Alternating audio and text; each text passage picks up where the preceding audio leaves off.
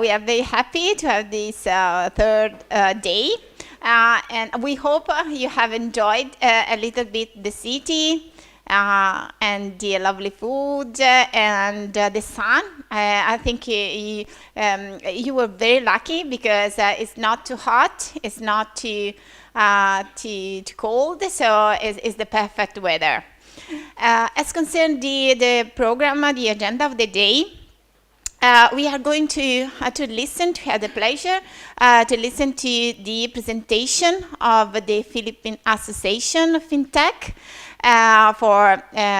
within the workshop of yesterday.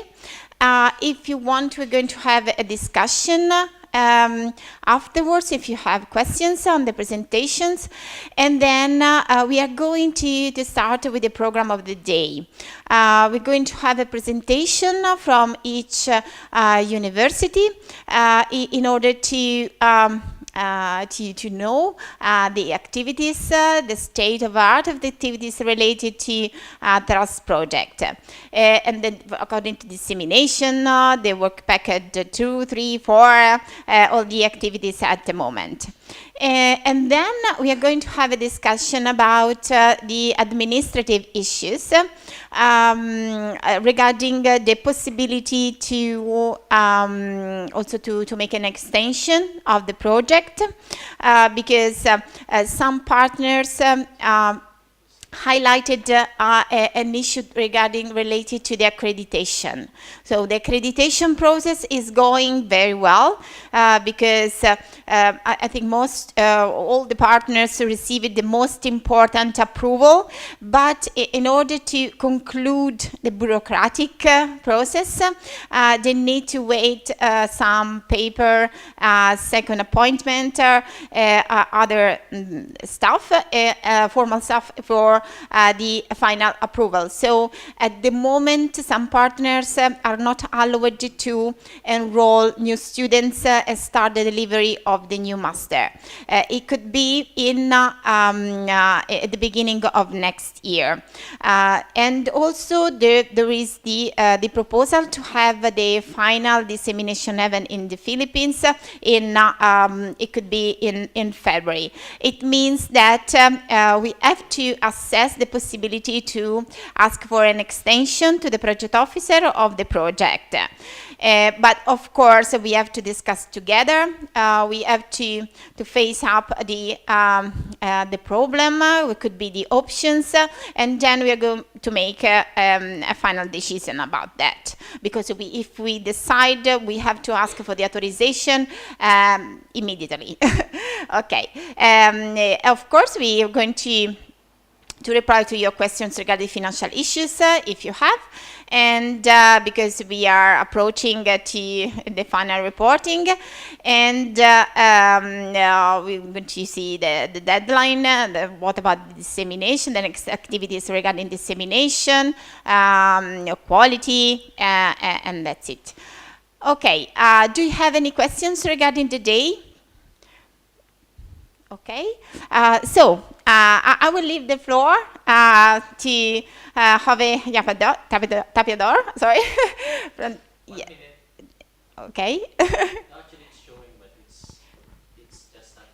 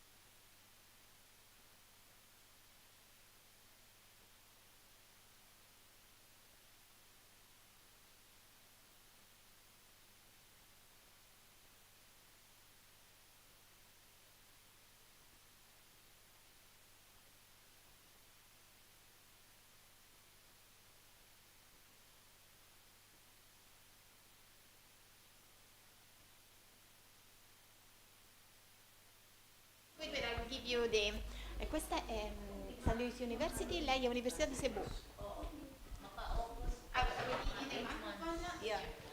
For University of Cebu, we would be able to open the new master's program by next school year, and next school year will be 2023-2024, more or less August, month of August.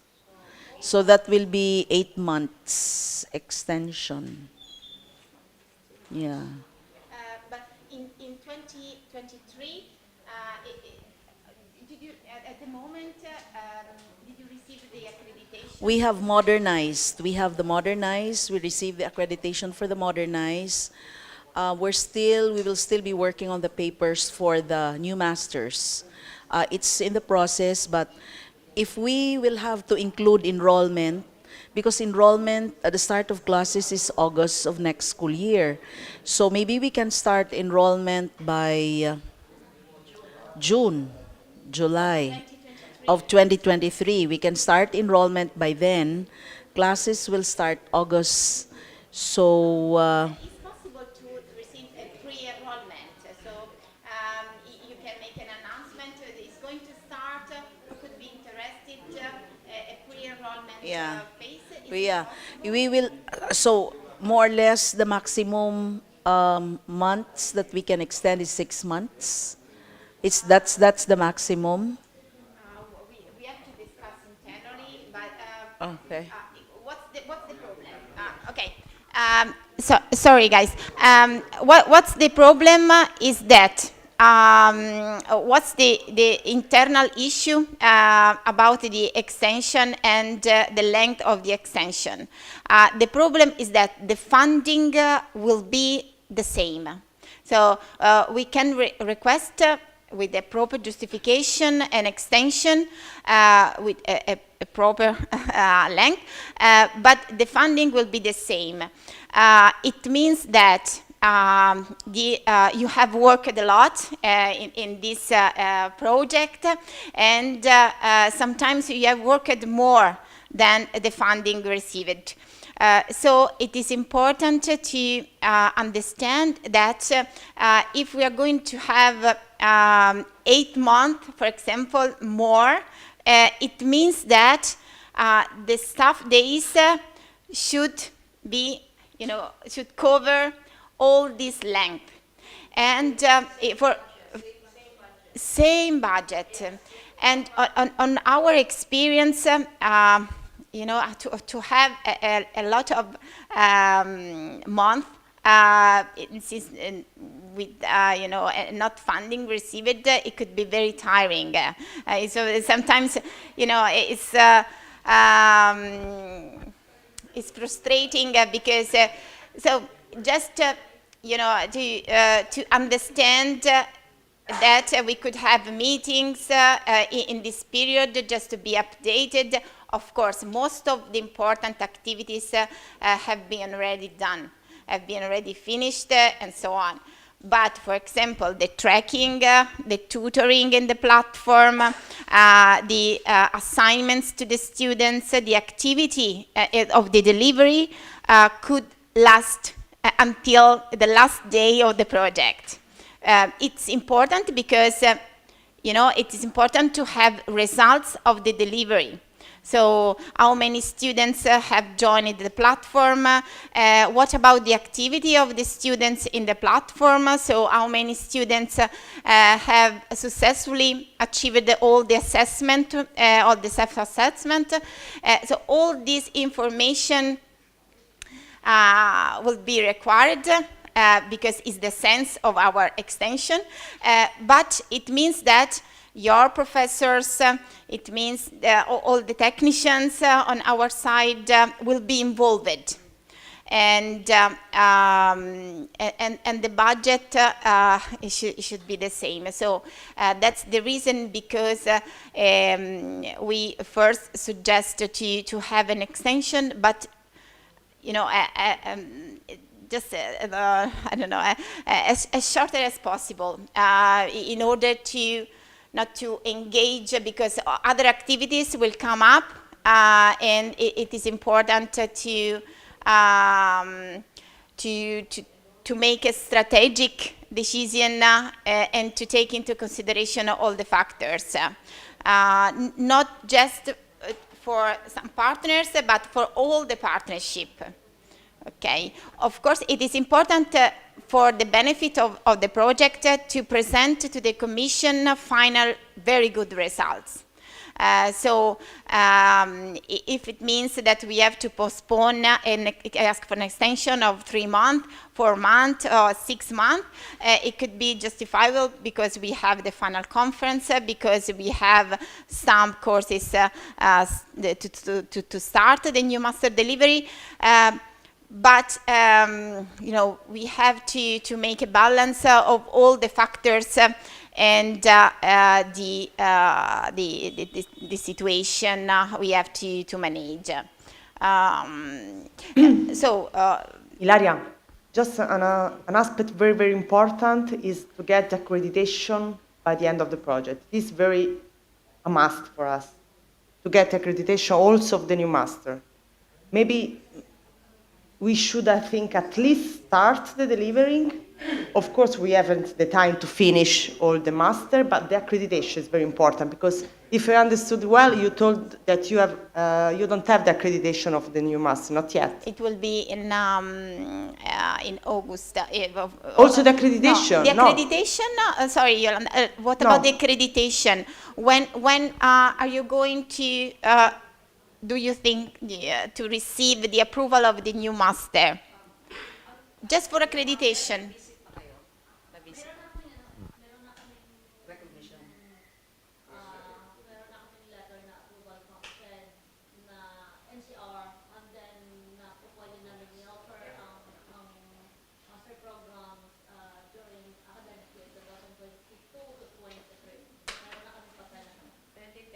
Pero hindi pa government recognition. Kasi kailangan yung government. Sir Bob, yung sa inyo, Expecting to receive the accreditation within the next 2 months.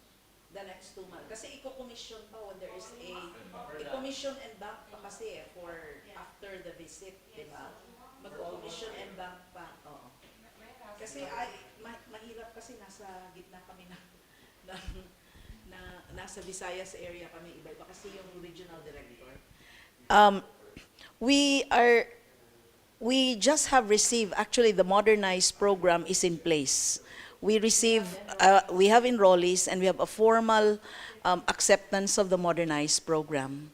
For the new masters, we are still going, it's still an ongoing process.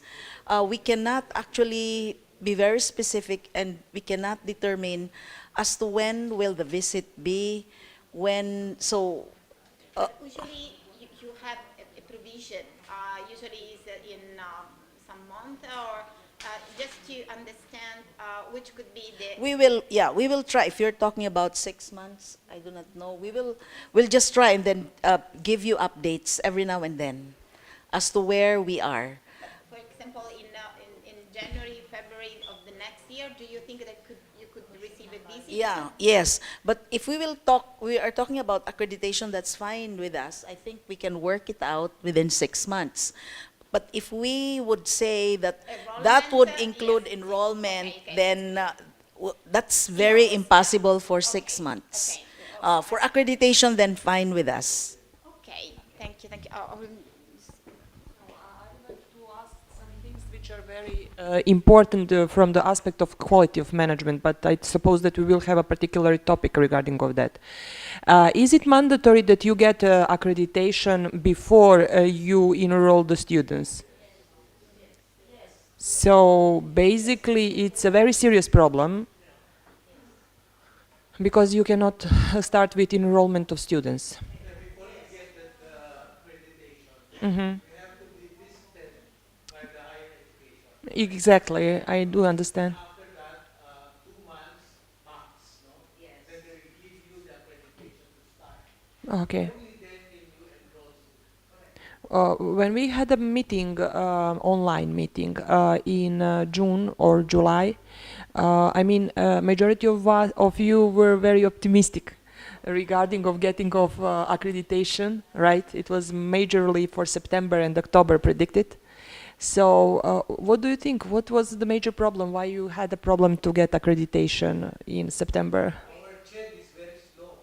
Okay. We're very fast in submitting our papers. Yes, I saw. I noticed that. Twice already. We submitted this. Majority of you submitted last year in May, June, July. Yeah, yeah. For us, okay, it's the same everywhere. I just have to ask. Yeah. Grazie. For us in Region 7, because we belong to different regions, our regional director is so strict, maybe a little bit drastic in their case. And really, they're very slow in the processing of the documents. They are not only focusing to one school. For a region within a region, they are focusing to several schools. So they do not only cater to one, two, or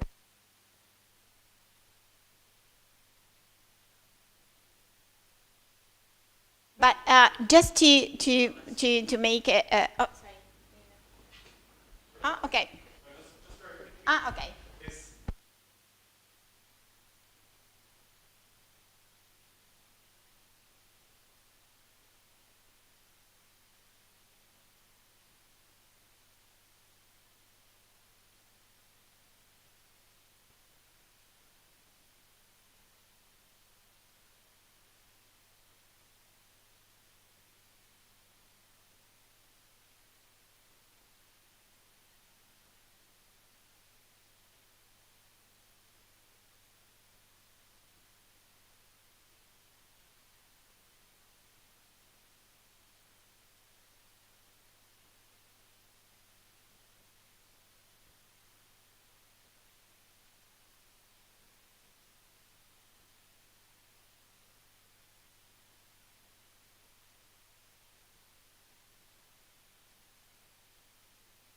I think I can share a small information about that. Why there is a delay, much more than expected one. Um, I I am connecting that to the effect of the national election in the Philippines, because I can cite that in my case, and this is not really directed to this program accreditation, but this is related to a government agency processing. When I went to the government agency, and that was just before, right after the election, they advised me to come back after 2 months or 3 months because there will be a revamp of the personnel involved, and that if you are going to submit your document now, that will just be lost. So you better come back to after 3 months, something like that. So I am now connecting to this kind of scenario why there has been a delay, additional delay. Okay, but in our case, we already received that from the regional director that there is an approval of the first endorsement, and we are being endorsed to offer the program within the academic year 2022-2023. And our academic year has started this September, right? Yep. August. Yep. So we can possibly offer that program in February 2023. Okay. So just to make a provision, so if you're going to ask an extension of, for example, 6 months, and it will be finished formally until June, you hopefully all the Asian university will be able to receive the accreditation approved. Is it right? Or, of course, we don't know what will happen tomorrow, but and it could be 99% of the option. Is it right? And of course, the enrollment. Yes, Dane?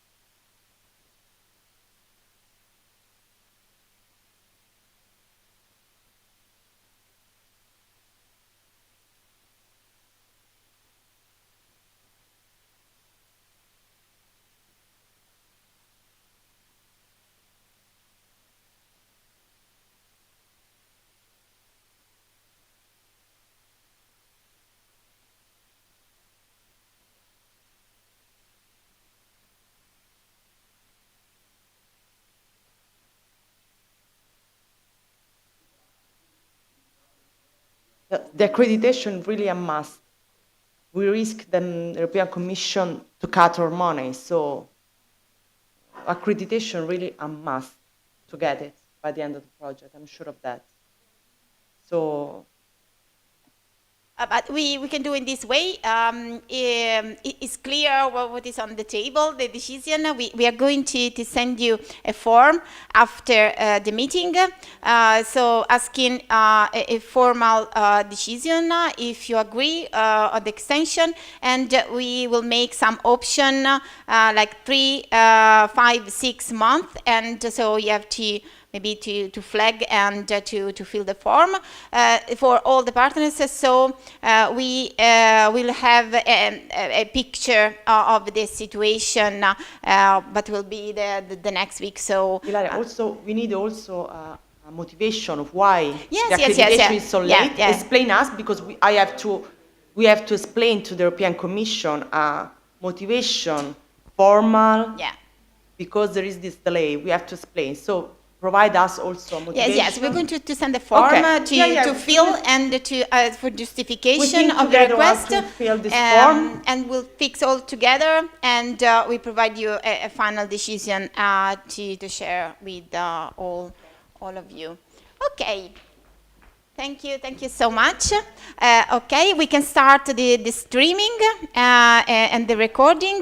I would like to leave the floor to Jove Tapiador of Fintech Philippines Association.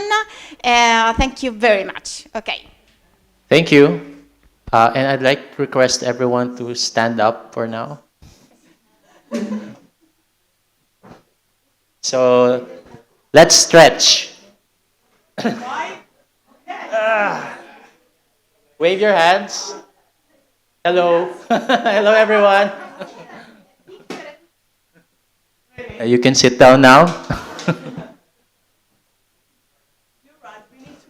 Yeah, because I mean, I'm sure everyone here are veterans of conferences, and you sit down all day, but at least this one releases the tension, and we've just waved our hands. Hi. So just a quick correction. I didn't know that Uni Marconi has already given me an honoris causa to be a doctor. But there's a typo. It's not Dr. Jove Tapiador, it's just Mr. Jove Tapiador. Anyway, my talk is about our journey together as a group. And from my perspective, what are the industry challenges and opportunities for fintech education? If we step back, take off our academic hats or our industry hats, what transpired over the past decade? And from a technology perspective, there's a lot. I mean, this is a study done by Deloitte Consulting over the past 9 years, at least from 2010 to 2018, on the various trends in terms of technology. And as being one who has been trained in the environmental sciences, this accumulation and build-up of knowledge and technology is something that has driven change, not just in our industries, but in society as a whole. So I won't have to go through each of these things, but just to give you, just to give you an example, let me see if I can bring up my pen.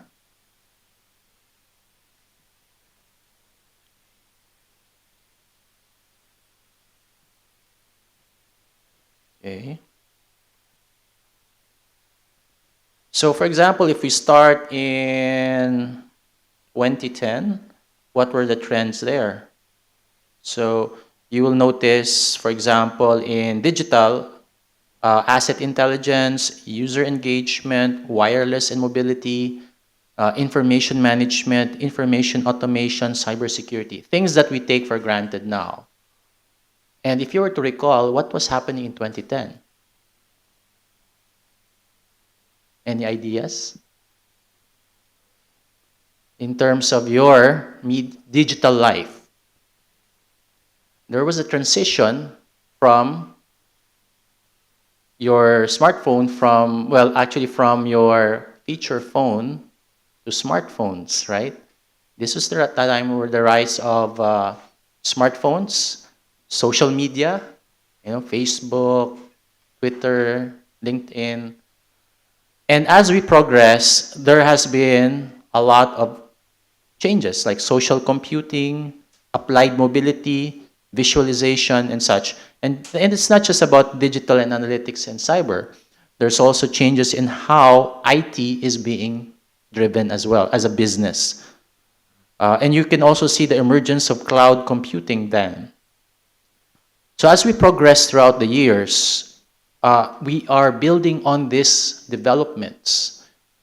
So when you go now to 2018, before the pandemic, what was the in thing there?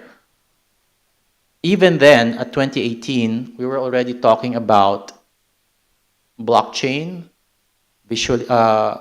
artificial intelligence, machine learning, AR and VR, virtual realities, and augmented realities.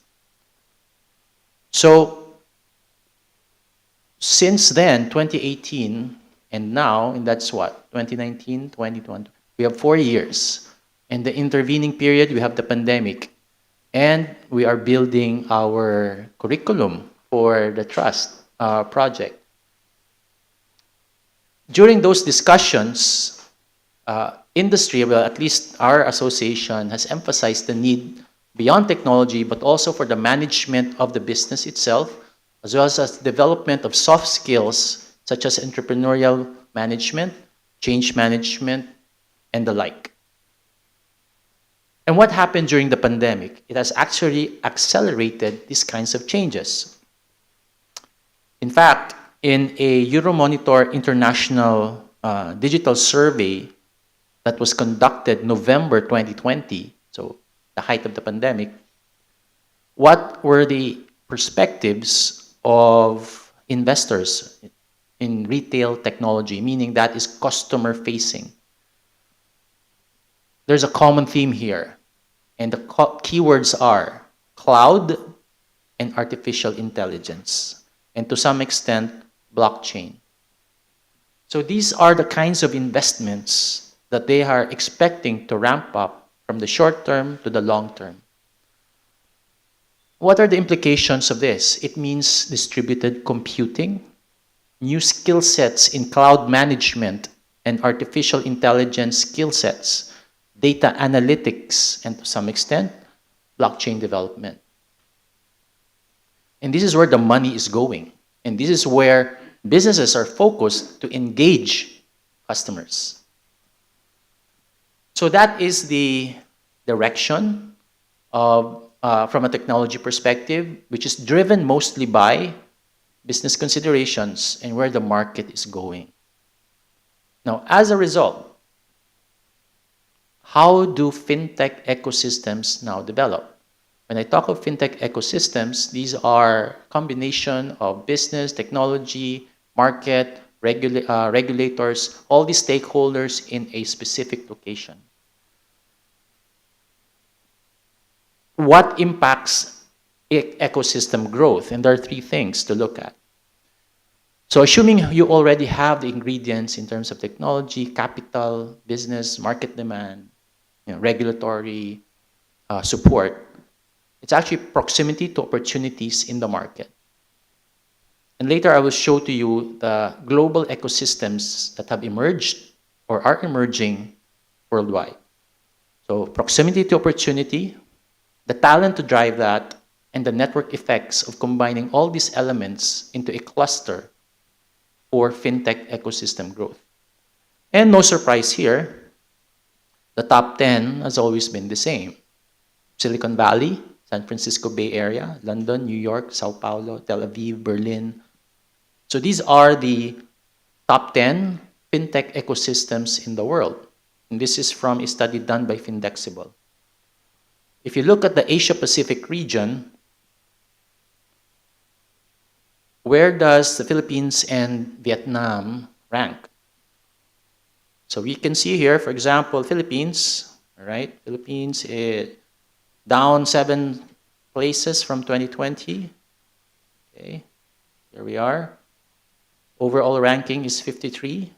And then Vietnam, down 19 places, 70 overall ranking globally. What does this mean? This means that as we develop the ecosystem, you can see this as a half glass full or half glass empty. There's room for growth. But if we drill down to a city ecosystem in the Asia Pacific, we see here, for example, Manila as number 62 in the global ranking across fintech ecosystems as a city. For Vietnam, let's see here. I don't see Vietnam, but I'm sure it's up and coming. There are interesting news coming out from Hanoi and Ho Chi Minh City over the past 12 months.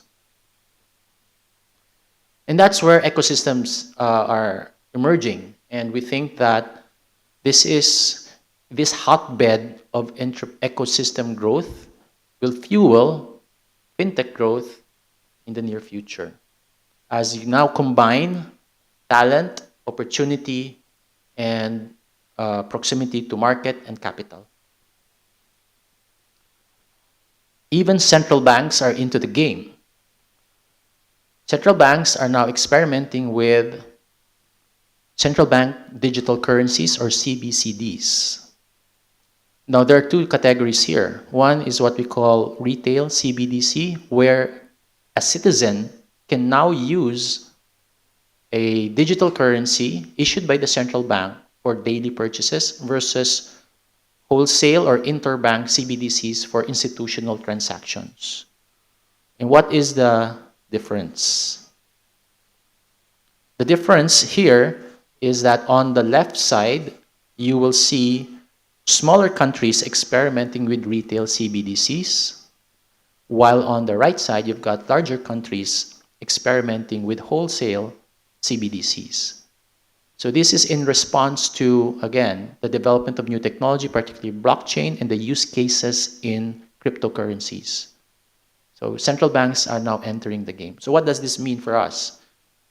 Last year, we were just talking about industry requirements. Now I'm saying that in the next few years, there will be government demand for fintech skills. So again, opening up a new market, at least for the educators.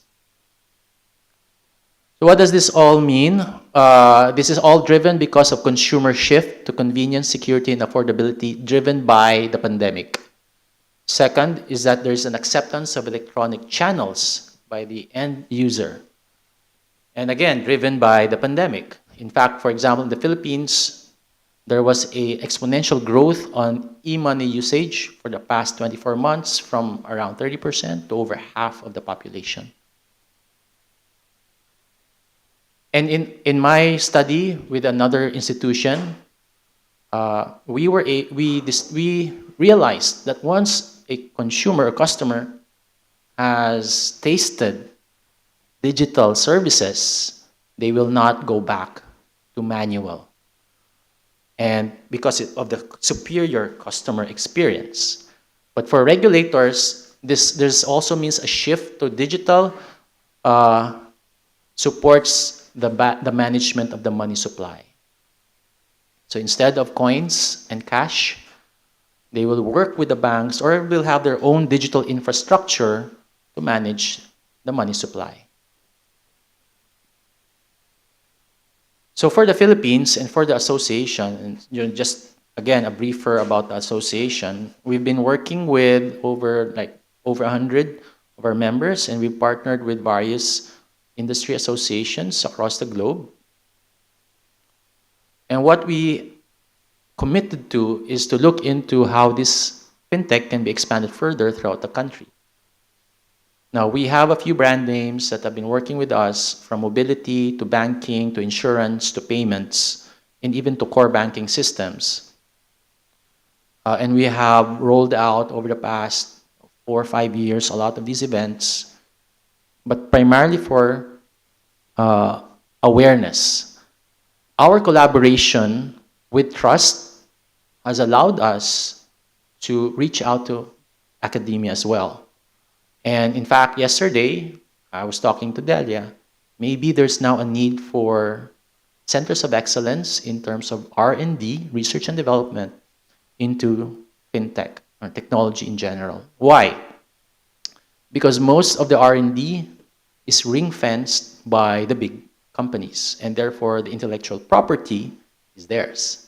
But if there's a public good, if there is a university ecosystem that supports the development of fintech, just talent, but also, pure R&D, it is a public good, and it will generate more growth for the ecosystem, and of course, more demand for your services.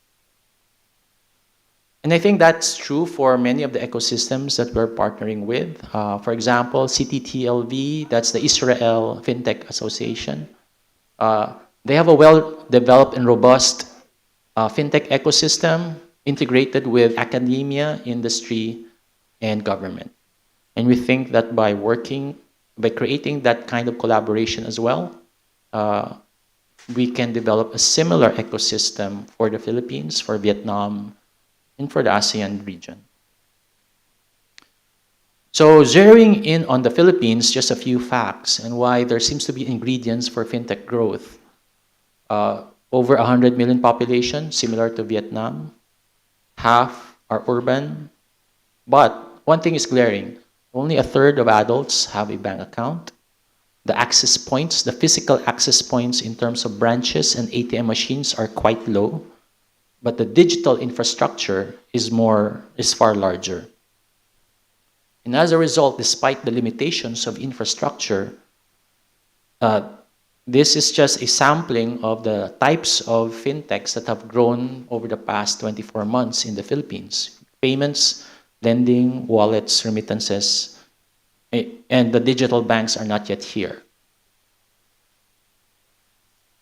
And what fueled that growth? E-commerce. So the Philippines has experienced a tremendous change in retail e-commerce growth by over 25% for 2022 compared to 2021. So Philippines, India, Indonesia, Brazil, Vietnam are the top 5. And you will notice here, most of these are emerging markets. So what we're looking at right now is that our discussions in trust have been about capacitating fintechs, or at least learning from fintechs, creating curricula, developing modules to support specific bank, insurance, fintech companies that would probably need the talent and manpower to fuel their growth. However, we can now extend this kind of learning to other peripheral industries, such as e-commerce, which is, I would say, far larger than the fintechs, and let's say for other B2B companies, and even logistics. So what I am therefore suggesting is your market has grown as well beyond the core fintech market or the government market, but also logistics, retail, e-commerce players, because fintech, as I've mentioned in my previous discussions, is becoming embedded across various industries. So if you will recall what's happening during the pandemic, who were the essential workers? Retailers and logistics companies. On the regulatory side, the groundwork has been laid in the Philippines at least.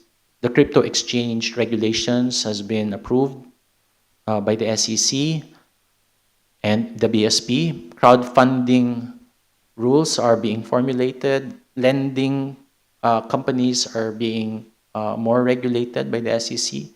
And then, of course, there's the expansion of the BSP-approved National Quick Response Code standard for payments. And the strengthening of traditional regulations on anti-money laundering, seeding startups through the Innovative Startup Act, and digital banking rules, which is not just in draft anymore, but has already been approved and issued, and now we have six digital banks licensed. So there's another dimension of how educators will be able to support the industry, and that's on the regulatory side. To be honest, there's just so few very specific firms that I can count in my hands who are strong in these areas. And there's a need for more education, not just for students that are just graduating or the rank and file of companies, but also even for lawyers, professionals that are already in practice. So lawyers, accountants, the like. So there's really this hunger for more of these kinds of learning. And the way that the industry has coped with that is to have this continuous webinar and face-to-face seminars. So even before you launch your master's, perhaps you can already launch your short-term courses. As a result of the groundwork laid in terms of the industry, the technology, and the regulation, volume for digital to total payments in the Philippines has jumped from 14% in 2019 to 30% in 2021. Second is that monthly transaction volumes, if you notice the yellow line and the blue lines, those are the automated clearing houses versus the traditional check and ATM types of transactions. It has grown particularly for InstaPay. InstaPay is a real-time automated payment system. So we were part of that group to support the central bank in the formation of the national retail payment system, the regulations behind it, and how it will be adopted for interoperability in the banking system. Even the QR codes has grown. However, in terms of payment methods, cash remains the preferred one in the Philippines, followed by mobile wallet and online card payments. But again, room for growth. On the merchant side, 39% believe that they would not have survived the pandemic if not for the digital platforms, and that's been significant. We have witnessed the shift from manual transactions to digital transactions over the past 24 months, as well as the adoption of new business models, especially for non-Manila or metropolitan areas. Add to that, e-commerce adoption during the pandemic has been significant, with 99% of customers satisfied with the services offered digitally. So the market is ready. The end user is ready. The merchants are ready. The infrastructure is in place. The regulations are in place. We foresee that in the next 5 years, it will be about digital transformation of business models, and I think transformation of how education is also delivered. To add, the central bank in the Philippines is now exploring cross-border payments to address frictions that were identified in the G20 roadmap for cross-border payments. Encouraged by domestic acceptance of electronic payments, digital finance, and such, the central bank is now working with other central banks across the ASEAN region for potential use cases on remittances, tourism, and trade, as well as entering into arrangements with other countries. So last year, the Central Bank of the Philippines signed a bilateral agreement with the Singapore Monetary Authority as a test case for a wider ASEAN framework.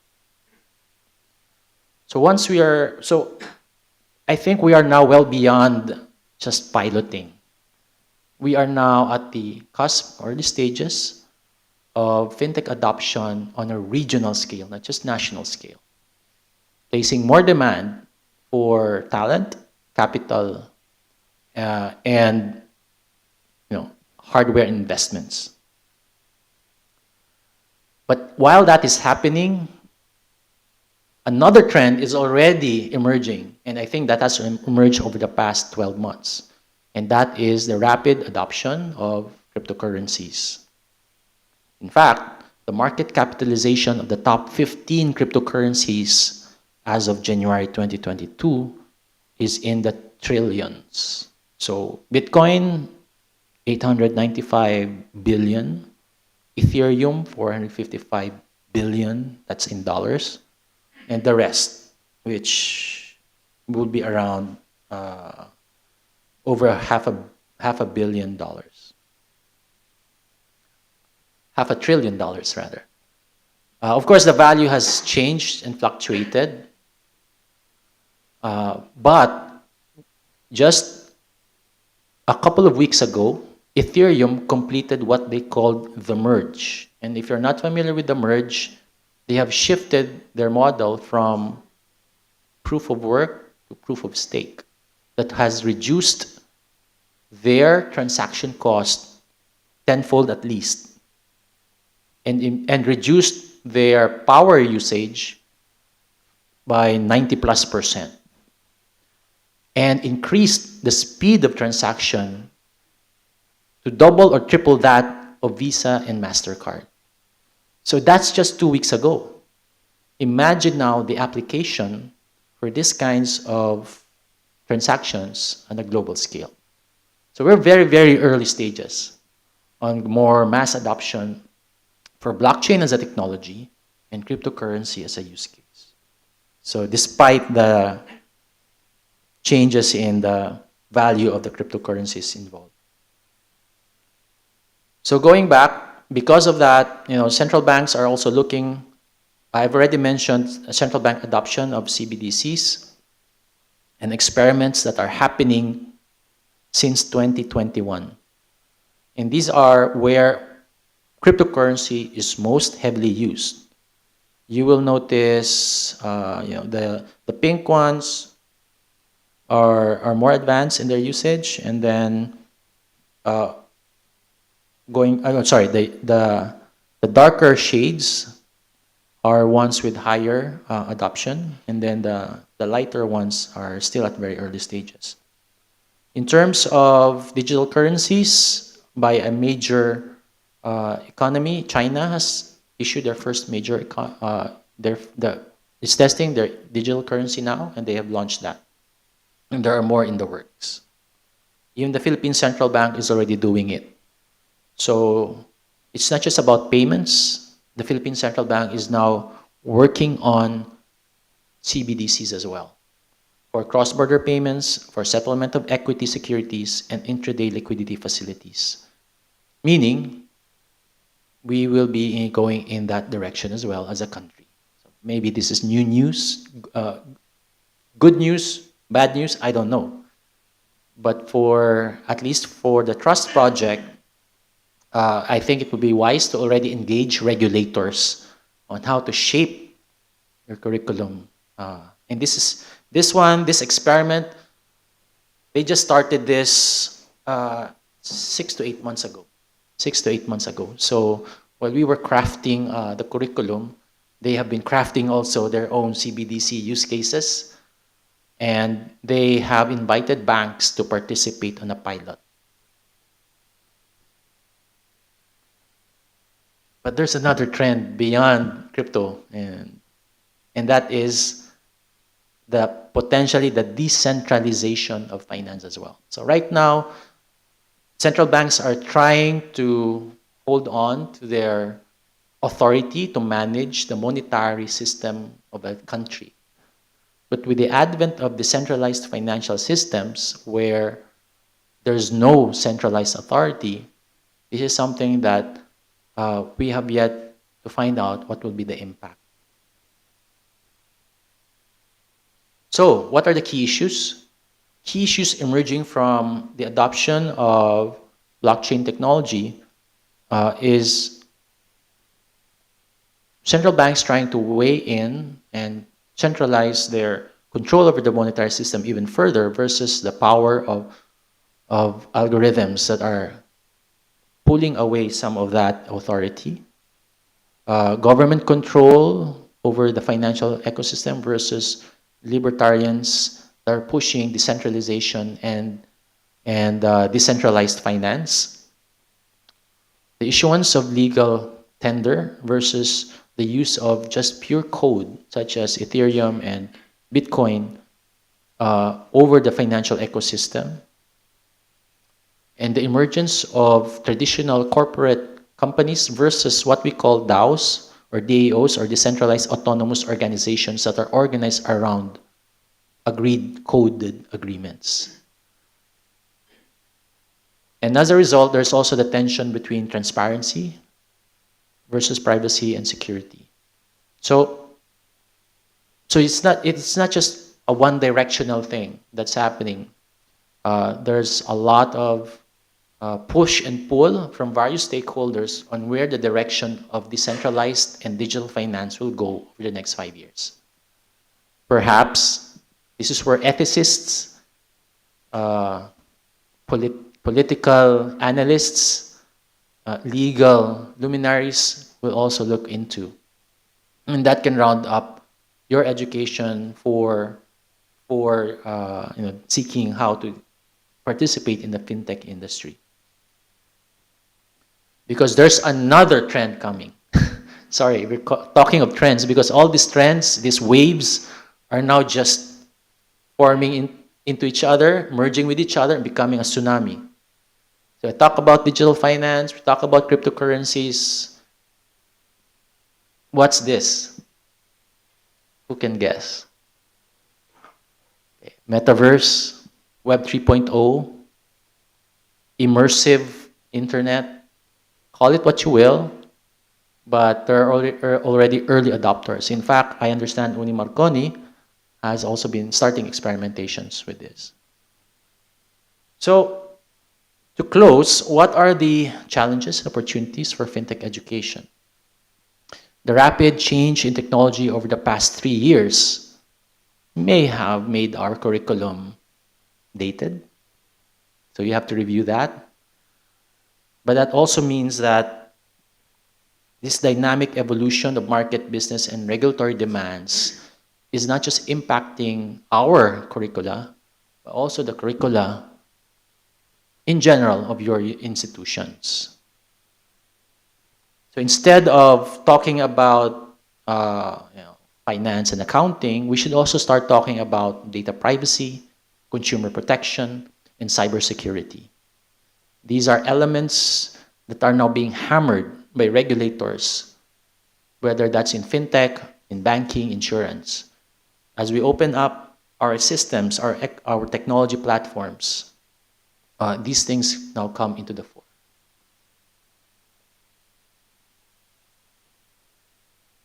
Therefore, we also need to upgrade the skill sets that we're teaching. From traditional, let's say, business and finance skills in accounting, management, etc. We have embedded onto our curricula technology mindsets in terms of change management, agile, scrum. But I think we have put that as a subject matter. What I'm suggesting is to actually, what's the right term?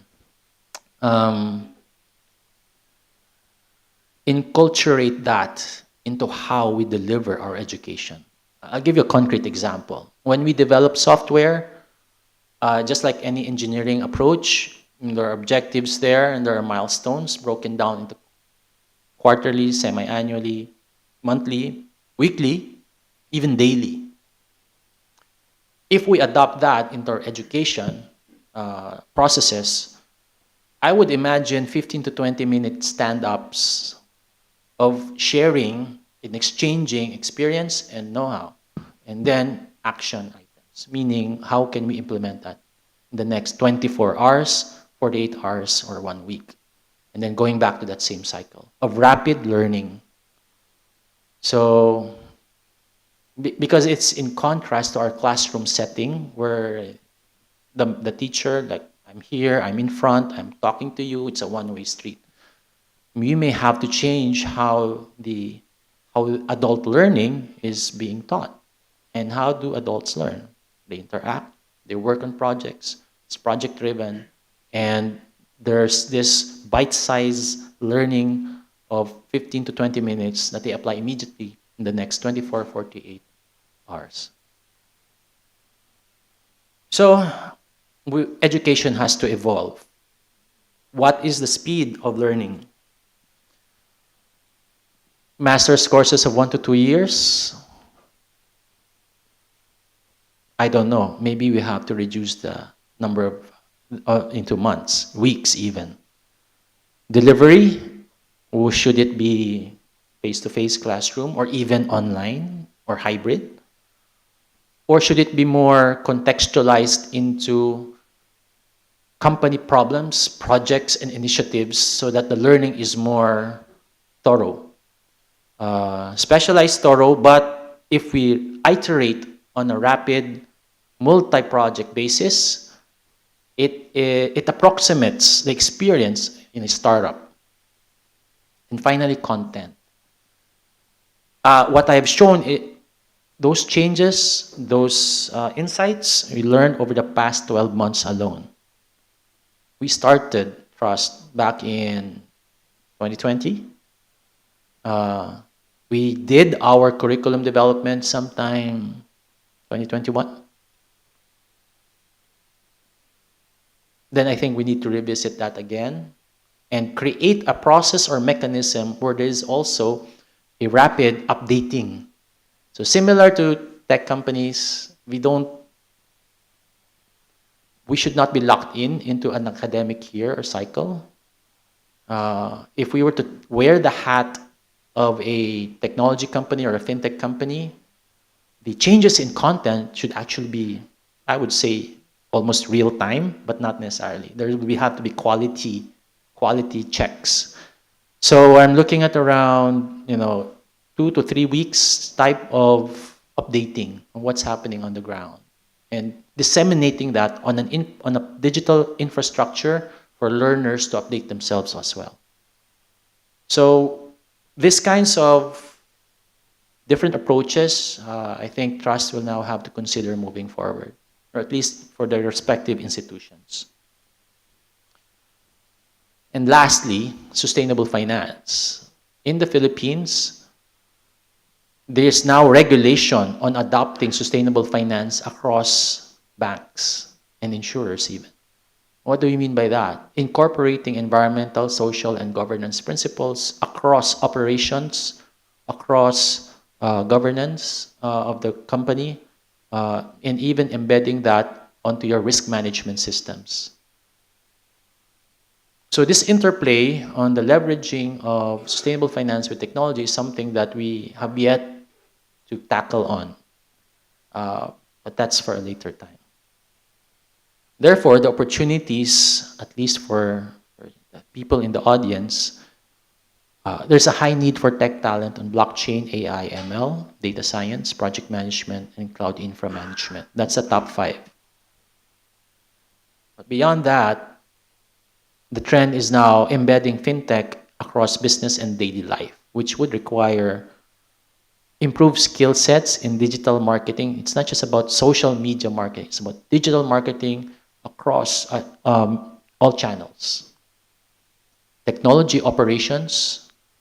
In my experience working with my startup, transforming a digital bank, transforming a community bank, a rural bank, we lack project and product managers. There's also a need to upgrade even your recruitment and hiring. There's a lack of technical recruiters to qualify the right talent. Product development, the use of payment channels in your operations, and finally, as I mentioned earlier, legal and regulatory compliance that are also rapidly evolving. There are only so few compliance officers, risk officers, and lawyers that are aware, that are at least expert on what's happening in the industry. So let me wrap up by just showing pictures of yesterday on how perhaps even education may have become more like a media company where you have a more systematic development of content so that it is rapidly disseminated on an infrastructure that is accessible to learners, whether inside or outside your institutions. And productize that into bite-sized learning so that corporates, governments, and other third parties will be able to access this, not just on a limited time, but even on a continuous learning experience. And just like a software company offering software as a service, I am thinking of perhaps revamping, I'm not the one who's going to revamp your institutions, but I'm suggesting that perhaps your institutions will now offer learning as a service, but on a platform that is scalable. And that's it. Thank you very much.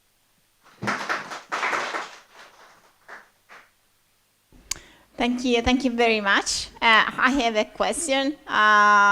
You have anticipated with the last slide. What about the suggestion for fintech education? But you have deeply replied to the question. But I have another question. So if you think to the future, if you think to another project, because we have to think about a new project for us. What, if you have an answer or if you want to think about, but what could be the next project for us? We need to rethink how education is delivered. So as I was pointing it, speed, delivery, and content. These three things, traditional universities must align with the pace of industry change. So can universities deliver content in less than a year to have that kind of, maybe certification courses will be the norm, accumulating towards masters? I don't know. Second would be how education or content is delivered. Right now, we've experienced more online webinars, some face-to-face, but I think we should rethink how, are there other models of learning? I don't know yet. And finally, content. There has to be a method of rapid updating of our curricula into quarterly even or monthly even, so that learners are updated. So the project might be, in fact, a rethinking of how university education is structured and delivered. So if you were to be more specific about it, what are the learning models that are in demand so that internal processes for curricular development would be more attuned to industry demand? And I think that's a big issue, not just in the Philippines, but across emerging economies whose models are wedded into a university system. Okay. Thank you very much. And I ask to you, the audience, do you have questions for Jove? Yes, so we have. No, because we have the streaming. So for this session, I need our first woman first. This is not actually a question, but I want to share my experiences in other European countries. I have this experience in Sweden when I going back and forth to Sweden because of my connection with Swedish universities.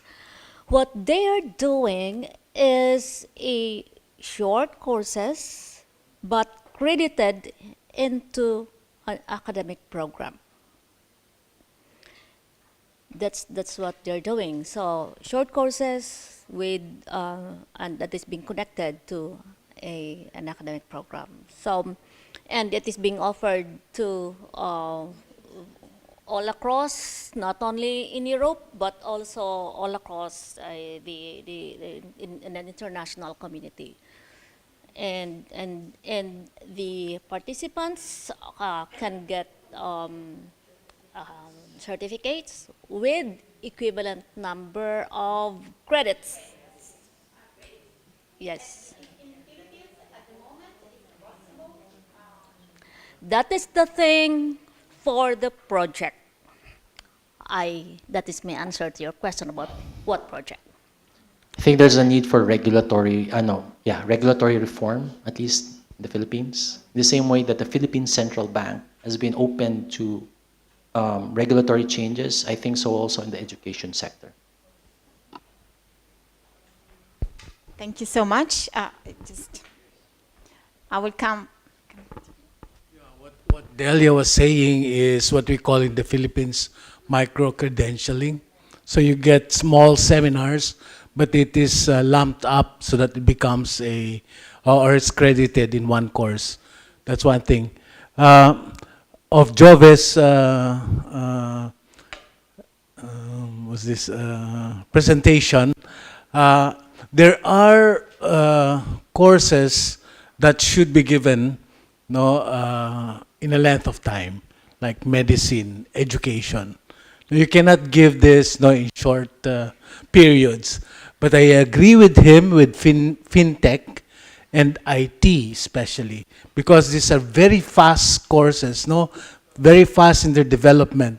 So I think their education should adapt a little bit, to the fast changing times, because then we will be left behind. Education will be left behind if we do not adapt to the changes in IT and fintech. Yeah. So I think true, and one of the solutions is micro-credentialing, modules, modular system of teaching that can be credited in one course. Thank you. Thank you so much for this profitable discussion. I will go and... I'd just like to qualify also and add to that. Education has to approximate what is the experience in a company or work setting. In my experience, recruiting, we find lack of quality developers. They have different expectations on how to work with companies in the technology space.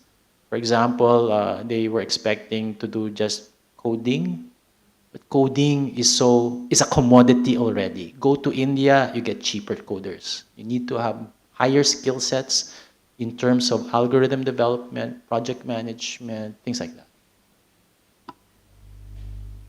Thank you, Joe. That was a brilliant presentation. In terms of the next project, I liked your research on how we deliver it, pedagogical research, which is kind of our area, but something you mentioned pretty early in the presentation, the idea of research and development centers of excellence or hubs. I think that's a brilliant idea that could be a follow-up project. You could have within those centers of research and development a theme, which is pedagogical research. How do we teach it? Another theme could be, how do we develop new products within the university, or another, how we interact. And it's potential for capacity building funding as well to create those centers of hubs. Our university had another project where we developed centers of research hubs for social innovation in Latin America. And funding from Erasmus Plus was rooms, computers to have those hubs.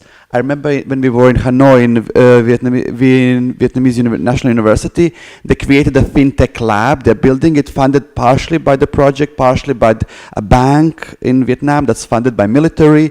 So this could be basis for research and development centers. But we also saw before that there's lack of research in this area. It's fast moving, but we don't know if everything works. So that idea that you talk with Delia about research and development centers of excellence, that could be a follow-up project, which I think it's needed. I don't know if capacity building, Erasmus Plus, it could fit, or another type of funding, but I think that's a really good and needed idea. Yeah, I agree with that. It somehow catalyzes the gaps that we find. And it's a good way to introduce to the regulators in a piloted way best practices that can be disseminated across the educational sector.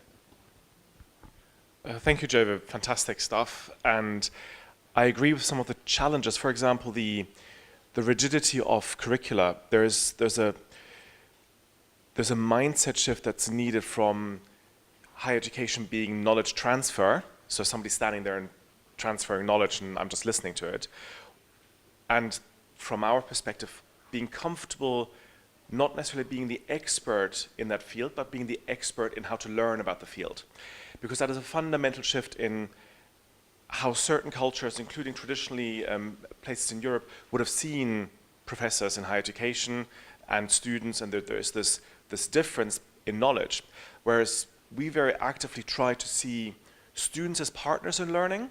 So very often the learning for us in our curriculum is not a rigid list of a syllabus of subjects that need to be transferred, but more dynamic, current issues that will be explored with the students, and the students bring that into the classroom as well, and the academic helps to structure that understanding.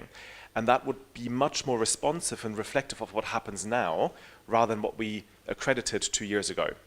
And I think that is a regulatory challenge, it's a cultural challenge in higher education system as to how students see the professors, and I think that's probably more of a challenge at undergraduate level, but at master's level, when you have people that come in like that, you can do that. But I think that's something that we need to push from all angles to push that cultural change of us not necessarily seeing ourselves as the expert that have absolute knowledge and will transfer it, but will create a learning environment that will allow students as partners to be able to develop that understanding jointly. The other thing about the speed of a master's, and we've heard things around them having the experience, having been embedded within companies, having had the opportunity to work in or play with sandboxes to develop ideas. All of that takes time. So there is a certain volume of time that is needed for a student to move through a master's to learn or discover something, learn it, practice it, and come out as a graduate. That does not take away from needing micro-credentials for smaller top-up understanding, etc. But I think we can't force a master's into what a micro-credential does to somebody who already has that base understanding and has learned to learn themselves about new things. So I think we must be careful to not mix those two, because we'll have a continuous stream of people that come out from an undergraduate degree that will need to develop higher learning skills through full masters, whereas there are others that are professionals that will have a full masters, they have those skills, but they may need a push and an update in understanding some of the contemporary issues, and that's maybe more the micro-credentials. So I think we need to be careful that we're not mixing that. But I think in terms of our effort, we need to understand that maybe some of the units and modules we do as part of a master's could actually be micro-credentials on a standalone basis. So I think we need to become much more flexible in terms of how we design degrees and what elements of them are essentially the master's framework and which bits are the subject core things that are. Understanding that there's this difference is important, because then we can bring in the experts to very in a more targeted way, inform those specified areas that are that contemporarily driven micro-credential content of a master's. I agree with your assessment. There has to be that distinction. Recent graduates would have a different experience versus professionals. I would like to put an analogy where we learn traditionally through a classroom setting. I would say, what if there's a physical change in how we actually deliver content? Take the classroom out, put in a lab or a workplace setting. Instead of modules, make it projects. Instead of one to many, make it many to many types of learning. What are the tools needed for that? Will there be a reconfiguration of our physical setup? I don't see a classroom as the future of learning anymore. It's really more about lab-based, project-based, workplace type of learning. In my experience, in my startup, we started it around November 2019, but really became operational March, April 2020. And that was the start of the pandemic. We were able to put together a company, get seed funding, develop our minimum viable product, and test it into a target market in 12 months. So I think that's already a master's course, right? It's a practical, hands-on experience from 0 to 1. Thank you very much to the audience. That's a very starting discussion about the future. So yes, please share with us this brilliant presentation. It was very useful, and we'll take into consideration of the proposal for the future. They are absolutely interesting. Now, I would like to leave the floor to the first other university. Yes, University of Cebu.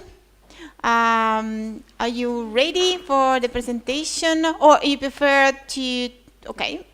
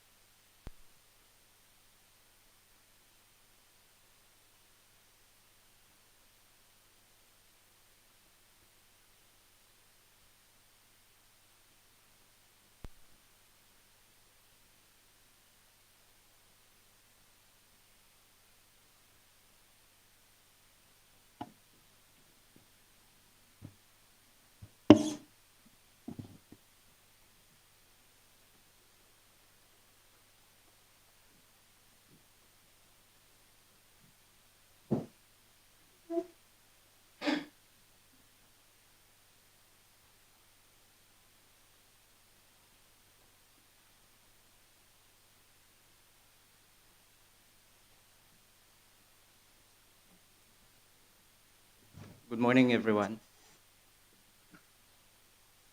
Officers, presidents, vice presidents of different institutions. My name is Christopher Bury. I'll be presenting on behalf of the team from University of Cebu. As a backgrounder, this is where we are. We are on the central part of the island. So if this project will be implemented, we'll take care of the central islands going towards south. And then Mapua and SLU will take care of the north, hopefully. So that's our background. There might be some confusions on the regional level because there are, different decisions that might be decided by different regional directors of CHED. So it's not always safe to say that what is true to the central office might be true to the regional office. Our presentation will be centered on these three issues only. We will be sharing to you our modernized masters, dissemination, and we will give you some updates and numbers also. As far as modernized masters, we took two routes. We have revision of our curriculum, wherein we infuse two subjects for both our MBA Financial and Human Resource. And apart from that, we infuse some topics also, like in business and finance and technology courses. Another route that we took is actually the creation of MBA Fintech,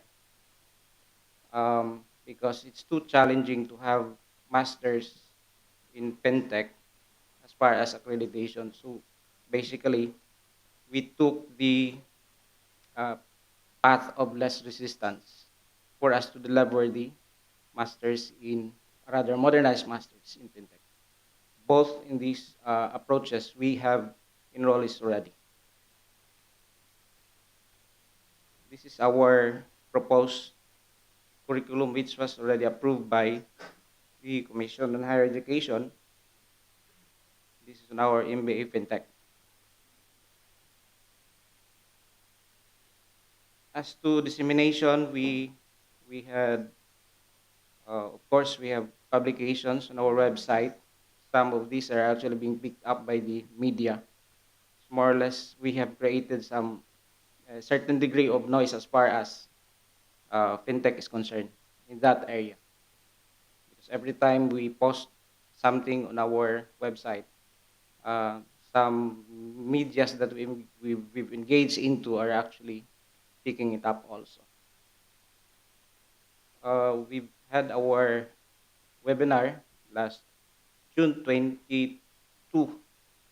This was participated by 700 to 800 students, both in the undergrad and in the graduate level. So it was a successful event. Our speaker was coming from the industry, and one of them is coming from the biggest consultancy firm in the Philippines, which is Ernest and Young. We also had a podcast last July 27, just to make the program at least audible to the expected enrollees. While we're doing some disseminations, we also made some progress in terms of our laboratories. Equipment rather, were delivered. We assemble it. Um, these are the areas where we assemble our equipment. This is not yet our laboratory. It's more, well, laboratory is far better than this one. Really. It's just sort of a receiving area of our equipment. And sometime in the third week of August, we in the trust team assembled, and then we turn over the sort of ceremonial turn over the uh, equipment, softwares, and all uh, items that we've acquired through the trust project to our president. Um, of course, along the way, we requested that we should be in a better laboratory. So that's what we did. And then, of course, we opened our laboratory third, fourth week of August. Um, Same process. This was picked up by media also because we've invited media practitioners during the opening. This appeared in the local daily. So in that part of the uh, region, more or less, the Fintech offering of UC is at least visible and uh, audible already. As to numbers and other updates, as far as revised masters, we had 68 enrollees already, and they do have access already on the platform that the trust have created. And then as far as the newly created MBA FinTech, this semester we have 22 enrollees. Um, Days ago, they also had access to the platform. Um, this one is our MBA FinTech faculty meeting. This is the core team of FinTech in UC. One is coming from the bank, the biggest bank of the Philippines, BDO. And one is also coming from a banking background. And then the other one is coming from IT, uh, coming from LaSalle. This is one of the premier IT schools in the Philippines. And then me is the one in charge in business, finance, and accounting. The same day also we had our orientation for the new enrollees of MBA FinTech. It was attended by 21 students. We laid down things, the requirements, deliverables to them that this is what you do. And one of the emphasis there is that this is not your ordinary MBA. This is I remember the word that I told them. This is a separate slice of MBA. This is not just the ordinary MBA because this is a combination of finance and business. And there's a tech component on it that at least you may not be able to competently learn, but at least you know that those things exist. And that is what matters when you are a manager. You don't have to be hard coders, but at least you know that those things exist. Then moving forward, taking from the experience of our partners in Mapua and St. Louis, hopefully we will get government authority in maybe depending on how many months we'll be allowed to do it, but we'll try it in 6 months accreditation. And in the meantime, at least we have our working template in our MBA Fintech. So if there are some tweakings in there are some approaches that need some improvements, we can have it implemented in Masters in Fintech, taking the experience coming from MBA Fintech. So I think that's about the presentation of or coming from University of Cebu. Thank you.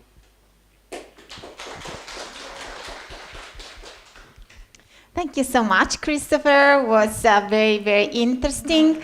Thank you so much. And all my compliments for the activities and the numbers and initiatives you have, you are carrying on for Trust Project. Thank you very much, Yolanda, all the team, Ophelia, everyone. Really, you are making a great job. Thank you so much.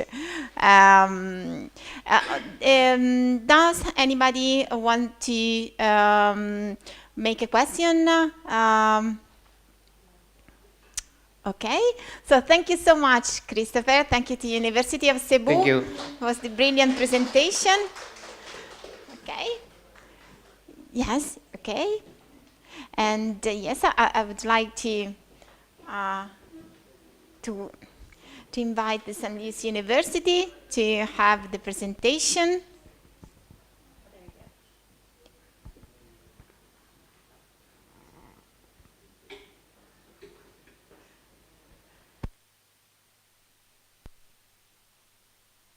Yeah, perfect. Good morning, everyone. I'm Farida. I'm from St. Louis University.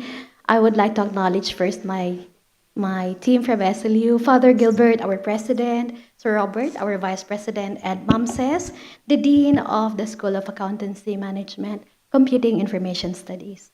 So here's our presentation, pretty much straightforward. So here's the first impact assessment.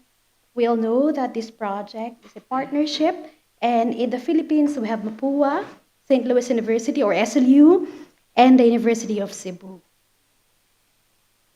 So for our Master in Financial Technology, we had the approval of the Academic Council last June 15, 2022. And then, fortunately, 2 days before we left for this meeting, we had the virtual evaluation by the Business and Management Education Technical Panel, together with the CHED Central and Regional representatives. So the technical panel were Antonio Lopez and Sonia Aquino. They were really quite nice. Overall feedback from the technical panel just last September 16, they congratulated our university for our innovative M-Fintech program offering. They had 2 suggestions.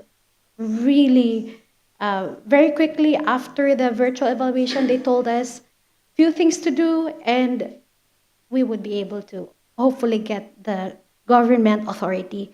So suggestions, they recommended to increase the courses to 36 because initially we have 30.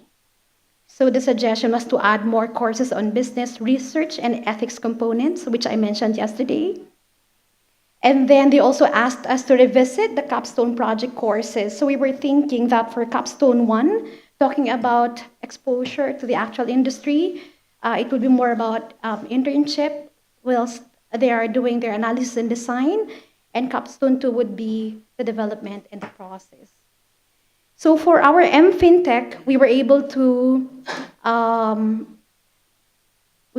identify 2 major educational objectives. The first one is to have M-Fintech graduates who are actually equipped with financial technological skills and who have a cross-functional perspective, and at the same time having an entrepreneurial mindset and a lifelong learning. I think that's very important moving forward. And also to have graduates who will be able to engage in the design, development, and implementation of fintech. For the program learning outcomes, this is very important for our Commission on Higher Education. We have to be able to identify PLOs that are aligned with the Philippines Qualification Framework, Level 7, which means that our MFintech graduates have to have those skills that are really, really on a higher degree, more than the business, more than the bachelor's degree. So we were able to underscore 9 PLOs or program learning outcomes. I could highlight here some words. It's very important here that they would know the financial technology and the relationships existing among the key global financial systems, to be able to competently present arguments on the criticisms of the current setup, especially as mentioned by Jove, it's really fast moving, this kind of program. So those are the 9. And then for the curriculum outline, this was the improved one. So this is already 36 units. So this just came in yesterday. This was emailed to me by the graduate program coordinator and suggested by the Commission on Higher Education. So hopefully this will push through with no more questions. And then in St. Louis University, in the graduate school, we have what we call a plan of study, so that all the graduate students who would be with us would be tracked properly in terms of their progress. So yes, indeed, Master in FinTech would take around 2 years. And that would be very important, especially for those who really would like to upgrade their skills on a longer term. But for professionals, indeed, they might choose to take just a few subjects, but not the entire degree. We did acquire some reference books and some subscriptions. This is very much regulatory from the Commission on Higher Education. So our university administration was very kind to help us acquire some updated materials related to financial technology and financial management. And then we have also our e-resources, and just a few photos from our laboratory. We already asked our campus planning and our technology department to come up with movable desks so that they could have discussions while having ongoing discussions. No? So these are the facilities. Though the Wacom equipment were already distributed to the faculty, so they could prepare already for our MFintech opening this January. Oh, by the way, the admission for students would start on December 6th. So we would be able to hopefully do more marketing before the admission process. Okay, so for trying to drum up our opening on FinTech, we had a series of webinars, and Jove was very kind to be one of the speakers. So we had a series of webinars with our undergraduate students from February until March, and you could also find this in our trust website. For our modernized MBA and MSBA programs, so this is internal. In the Philippines, when we have curriculum review and enhancement, especially for autonomous universities, you could do it internally. So our academic council approved this, and we wrote a letter to CHED informing them of the changes, the improvements, regarding the modernized masters. So this was the letter from our CHED regional office acknowledging that we opened the masters. This was sometime in February. So this is the outline for the modernized MBA.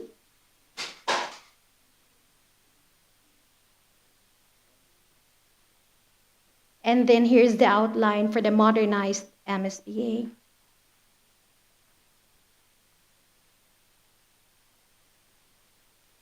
And for this semester, we have 25 who are enrolled in the modernized MBA program. We only offered one course.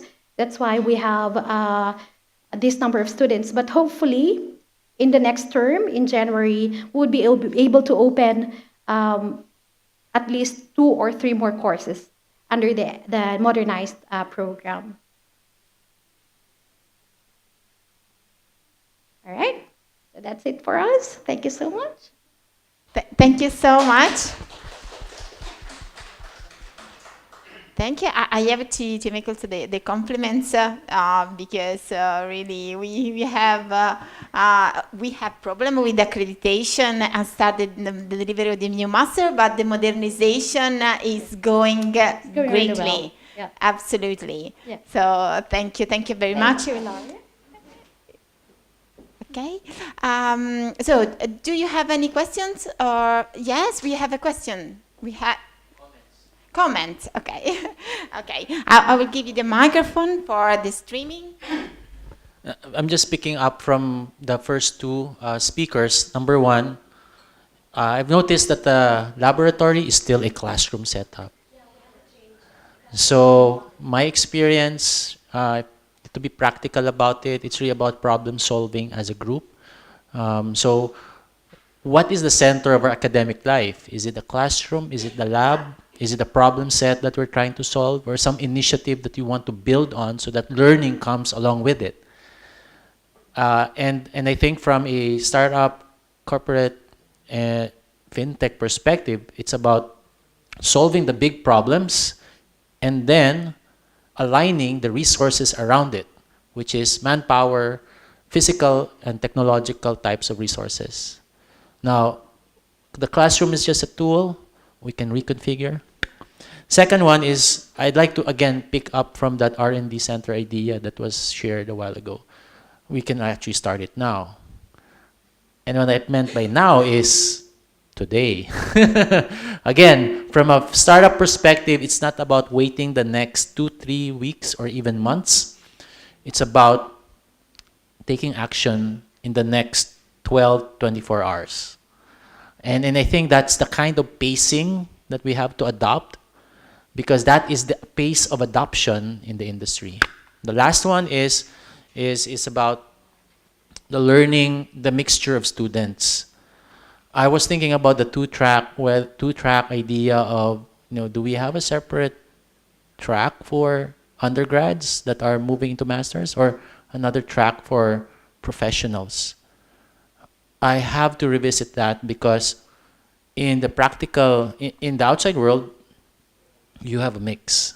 So how do we balance the learning of new graduates versus that of professionals? And the way we solve that is to organize them into mentor-apprentice types of relationships. But that's the thing in practice. Of course, we have to satisfy some of the checklists set by the regulators, where you need to have these structured learning courses and modules. That's another thing that we'll have to rethink on how, as we go through solving problems and using the resources and learning along the way, how does that translate into check, we completed this subject matter. Check, we completed this other. So those are my comments. Thank you so much, Javi. We have a suggestion. We could have a break now, if you want, or you prefer to go ahead and have then the lunch break. What do you think? Okay, do you prefer to have the presentation and then the break? Go straight. Oh, very, very great. Yes? Yes, of course. We're supposed to have the lunch break, and then we're going to have another hour for a session for the project. Because we have Mapua, we have the Vietnam National University and College of Economics and Ho Chi Minh City Open University as presentation. Then we could have a break, or just a little bit before and then we are going to have the project management session. I think as concerned the administrative issues, we have just a few tips, reminder, so not a presentation. And we have dissemination from Sladiana, from some kind reminder or information, important information about the conference in Belgrade. So it will be very, very fast. So we supposed to finish before 3 p.m. But we could have the presentation of Mapua, and then we could have a 20-minute break just to give you the just a small breath if you want. Yeah.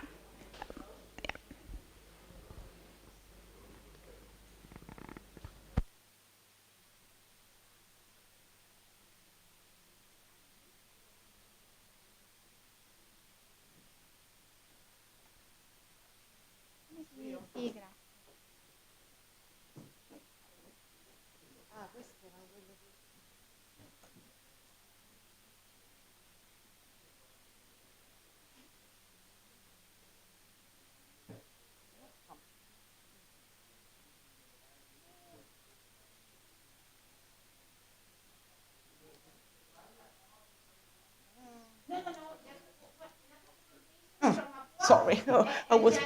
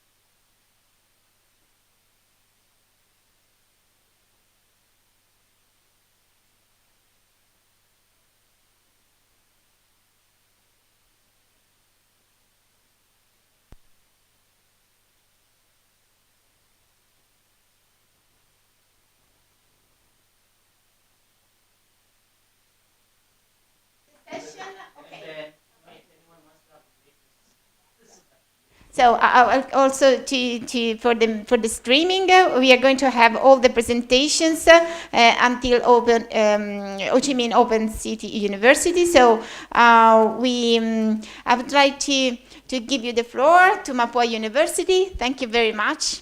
Thank you. A pleasant good morning to everyone.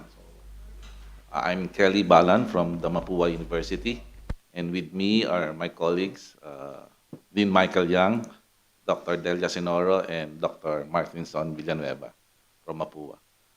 So just to give you the updates of our status regarding our trust project.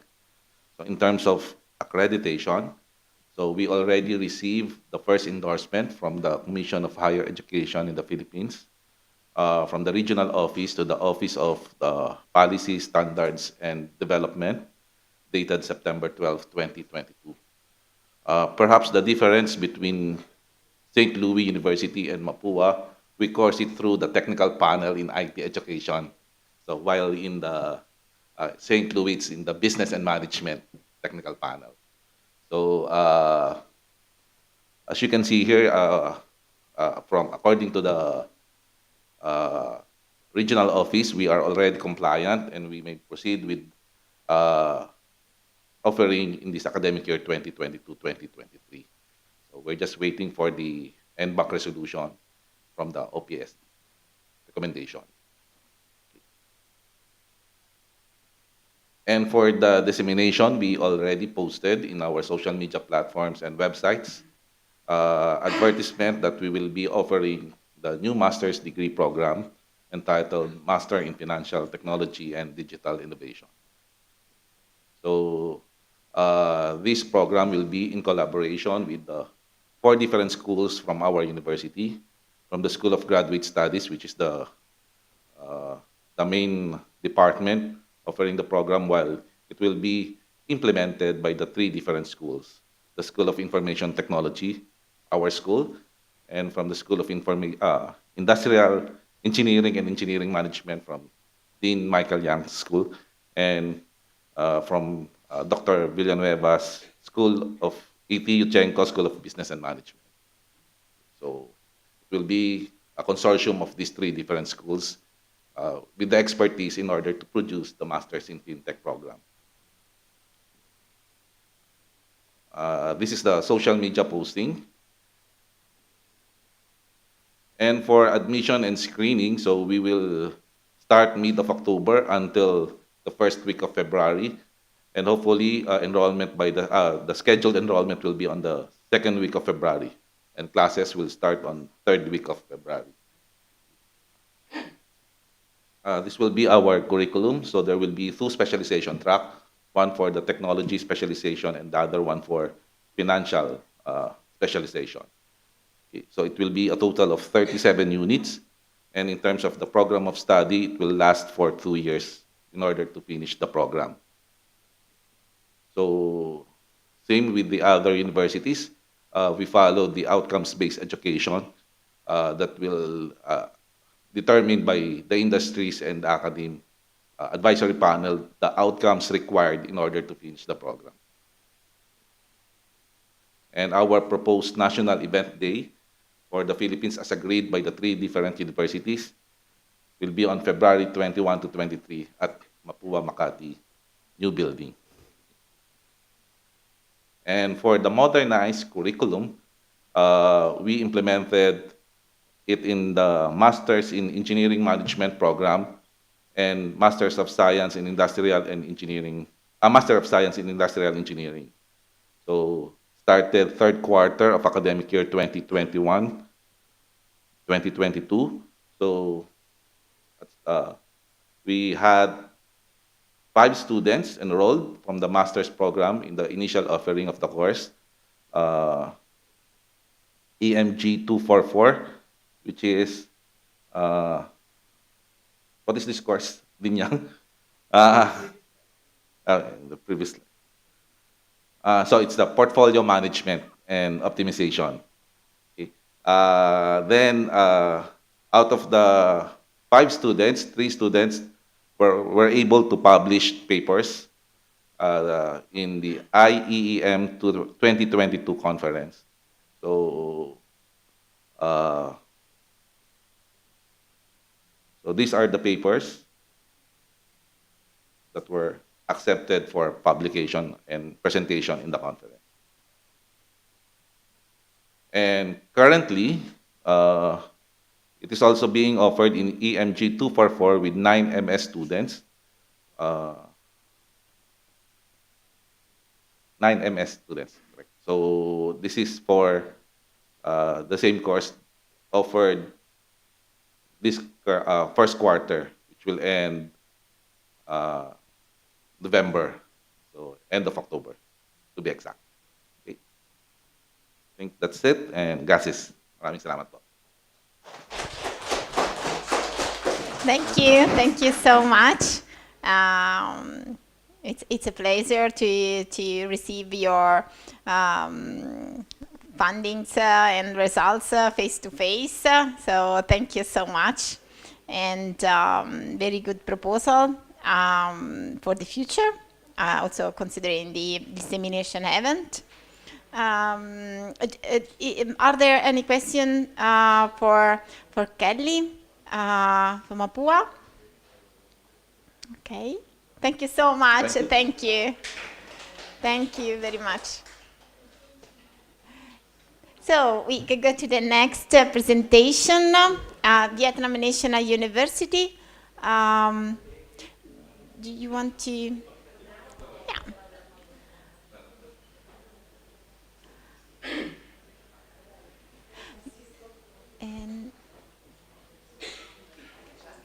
No, se hanno la presentazione sarebbe meglio.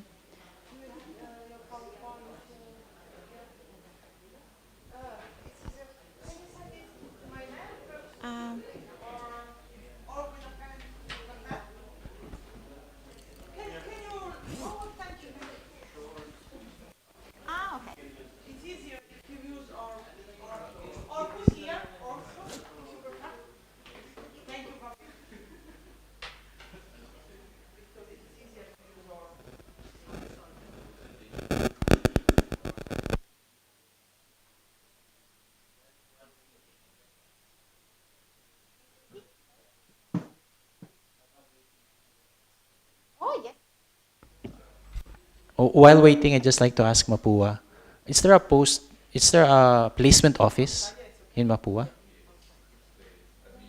And so all these graduates, where are they going? I mean, for the first batch, where are any postgraduate tracking? Where they are going? Uh, okay, all right. Okay.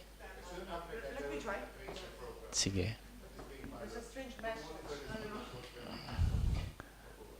All right. Thank you.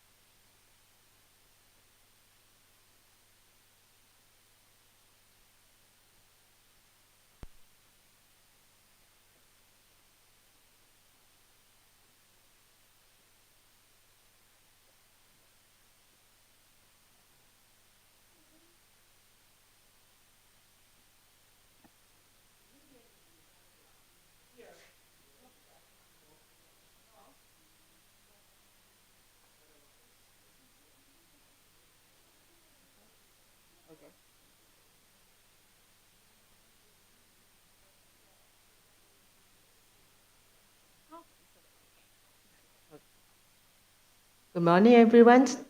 Yeah, I hope that I will do not take a lot of time of you because we will have a very short information about our disseminations in our faculty and our university. Let me introduce something about me and my university first. My name is Thúy Nguyễn. Yeah, I'm the Dean of Accounting and Auditing. And I'm very happy to be here to introduce about what we do with the trust project here. And I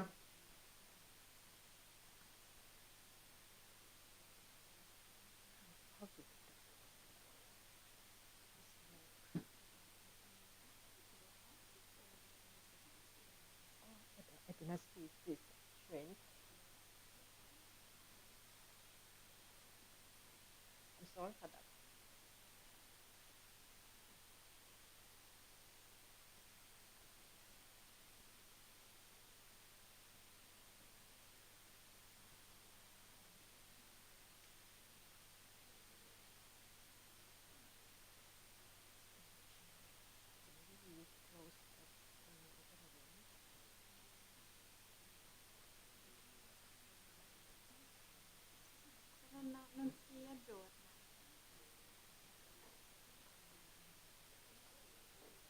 Non viene presentazione in modalità.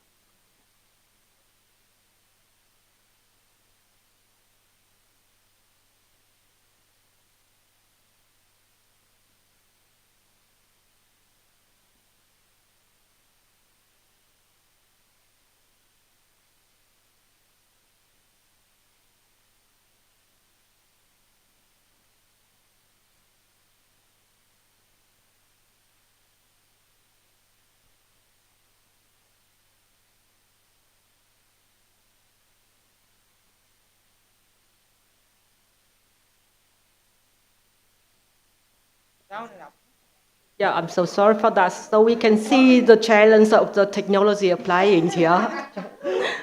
So let me introduce about my presentation today. So we have very short introduction about our university, and the second, so I would like to introduce about our activities at my university, and challenge and opportunity to apply the technology idea and concept in the programs. It's not only the fintech but other programs here, and with that, so let me introduce something about our university. We are very proud to say that we have very long history, and we are on the top one of the university in Vietnam now, and we have the core value, the mission, and the training units in our universities. We have 6 faculty in our university, and we have 8 programs in our university with the undergraduate program, and we have also 8 postgraduate programs in our university. And with the partnership developments, we have more than 50 strategic partners to provide the scholarship, internship, and the other programs. And we have international partnership, like we have the 60 prestigious university and other institutions. And let me talk about how we do with the project, trust project in our university. You can see on the bottom of the slides, we talk about the KPI because of our writer, and now is my president who is in the room here. He asked us to make it in detail, so that's why we make it as a KPI in the programs. So we can see that we have the main objective of the project is not only the FinTech postgraduate program, but also the other program. And you can see we have undergraduate program. We have some revisions of our postgraduate program as the finance and banking, and my programs, accounting and auditing. And you can see that we have to see many things, and we have to combine everything because we have to combine with the mission and vision of the university. And the other thing we have to combine with our VNU, our umbrella university mission and vision. And it's what we call it the challenge of our programs. And you can see who will involved in the progress.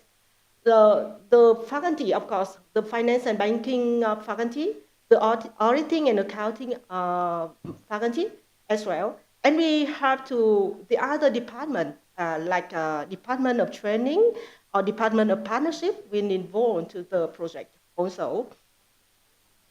And so with that, we design we learn a lot from the trust project because we see that we have to start with the stakeholder needs. And we know that with the surveys, we have to combine, we have to align with the vision and mission and educational philosophy of the university. And we keep 3 things when design the curriculums of the 3 programs here. The first, we have to reflect the common feature of the graduate complete all programs as the undergraduate and graduate program. And the other thing, how to make it consistent. And that's why we have to share the learning outcomes and to make it from the undergraduate and postgraduate is a little bit common, but we have the advanced outcomes and we have to compare. And very fortunately, we are on the progress on the accreditation of ICBSP, and we have to look into the outcomes, and we have to see our programs, so what we need to do and what we need to revise. And for that, we design again the learning outcomes and the curriculum outcomes and the course learning outcomes. And after that, we have to make it very clear, so what we need to omit from our curriculum and what we need to add to the curriculums. And you can see that we have very new skill in our undergraduate programs and postgraduate program is that we have the body of knowledge of the technology.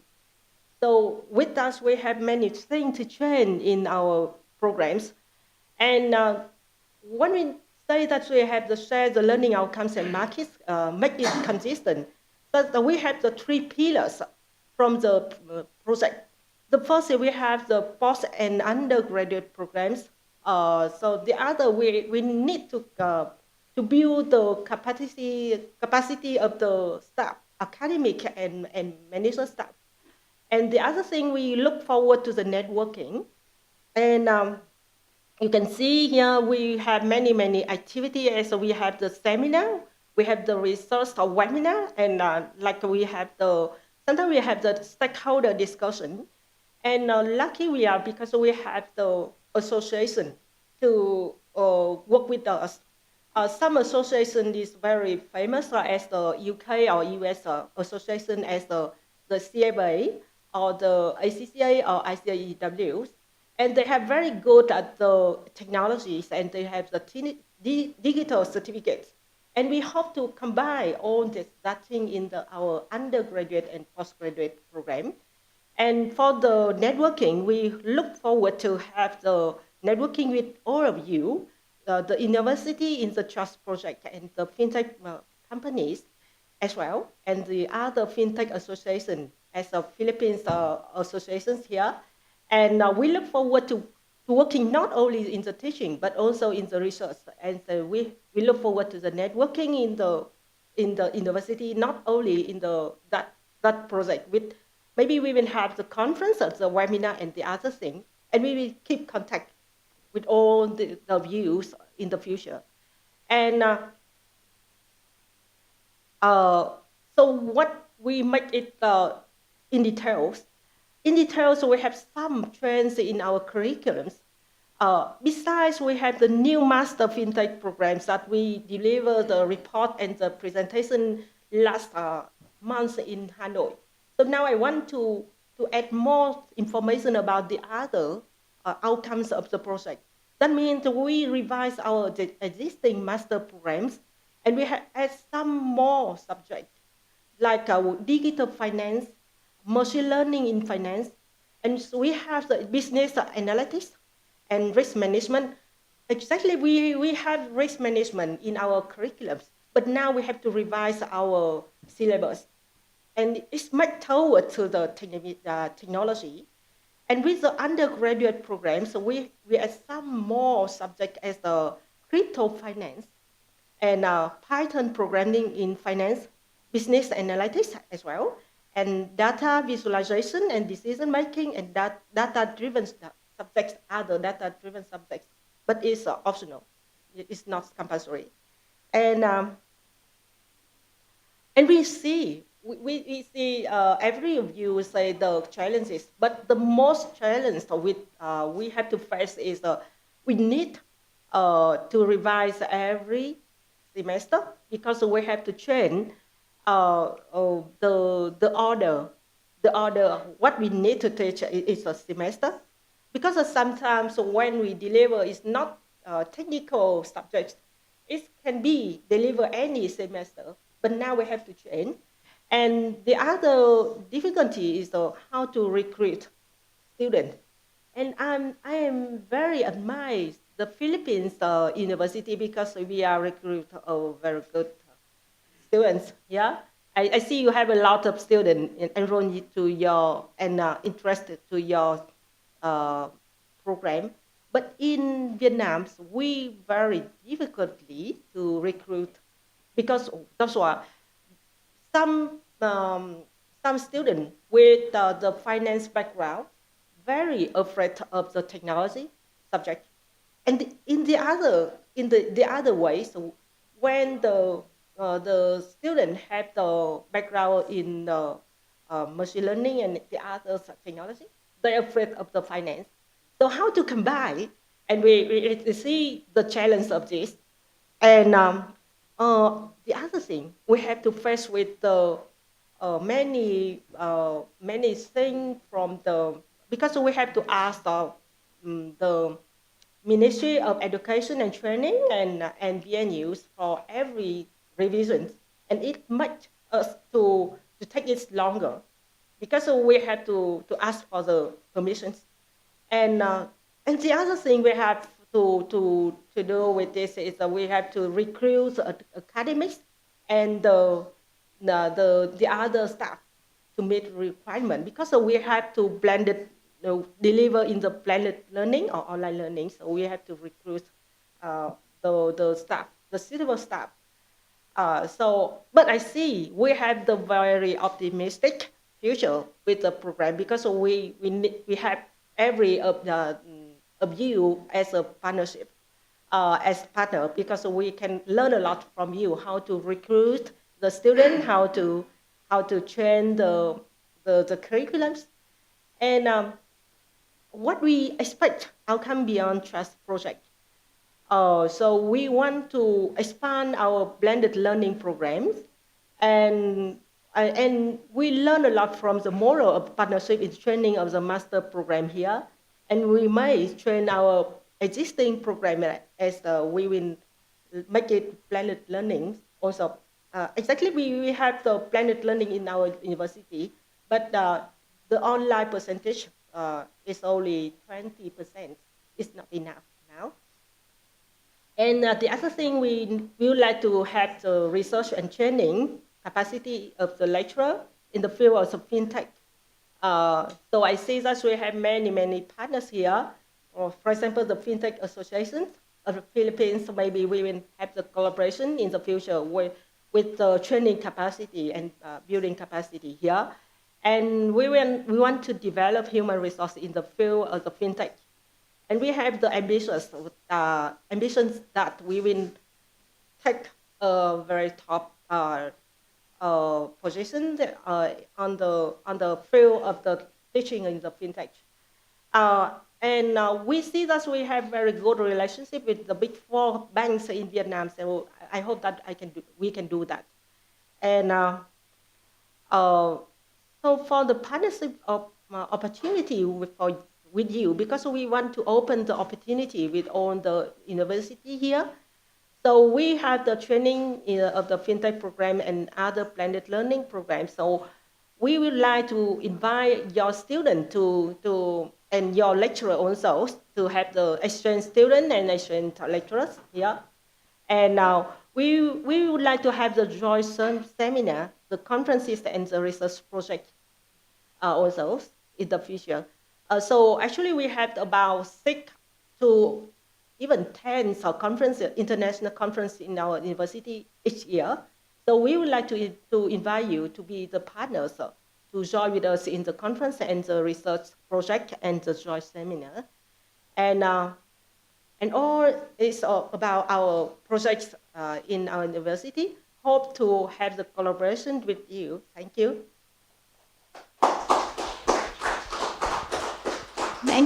Thank you so much. Yeah. Very impressive. And I think all the most important strategies has been accomplished for networking, for stakeholders, for academic staff, for now, for the future. So that's very impressive. Thank you so much. Yeah. Thank you to Vietnam National University. And I would like to ask you the College of Economics if they want to make the presentation.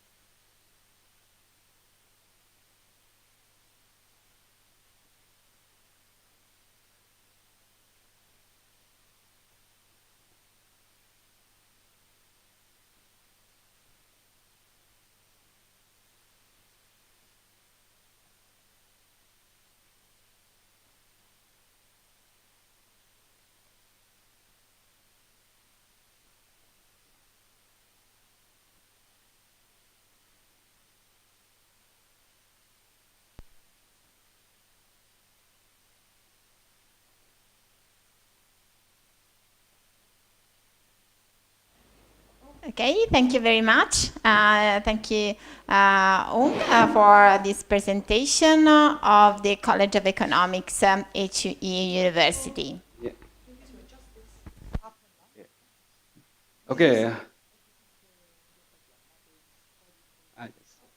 So good morning, everyone. So my name is Hung. I come from College of Economics University, So now I would like to talk about the first impact of trust project at my university. So my presentation consists of three parts. First, the implementation of the trust project as the college of economic, and the second, the project result, and the third part is some impacts of trust project in my university. So in my university, we have finished the development of master in Fintech. So this process consists of three steps. First one is the preparation. And during this phase, we conduct the survey about the labor demand of fintechs in Vietnam. We form the team. We identify the requirement for master fintech from Huế University and the Ministry of Education and Training. And we also explore the master program of fintech from other university. And we want to learn some course from this university. And then we identify the fintech master program. And after that, we present this program to the scientific board of university, in my university. And after that, we revise and we get approval from my university. And the third step is that we submit all required document to Huế University. Because in Vietnam, Huế University is a regional university. So the Huế University have a right to approve the new master program. So we finished this process on 22 December last year. So on Saturday we get the decision from Huế University.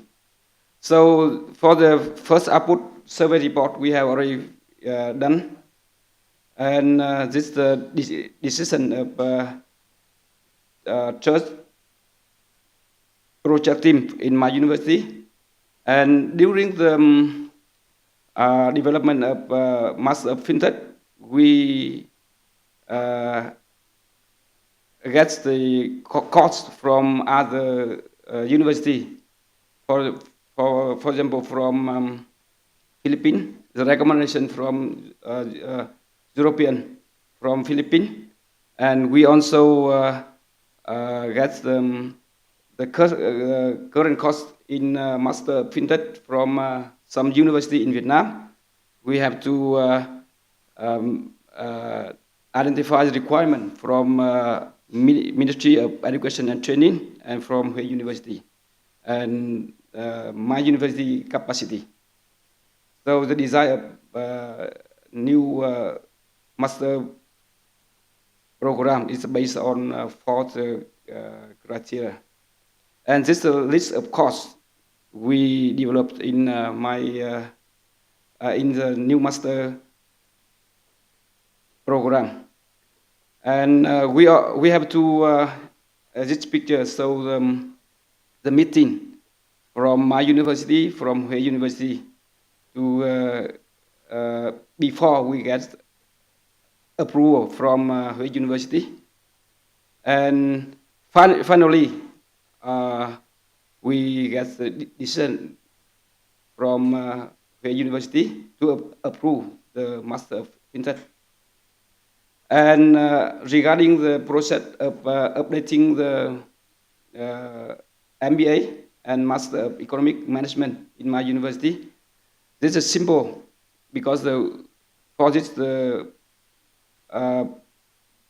updating master program, we just after we identify the change of current master program, and we submit to the scientific body of my university, and then my rector will give a decision to approve the updated master in business administration and master in economic management. So for the output two, we have already done. We also buy the equipment and software, and this on the receipt, everything we have already submitted to Ilaria and Susan. And now we are doing some dissemination activity.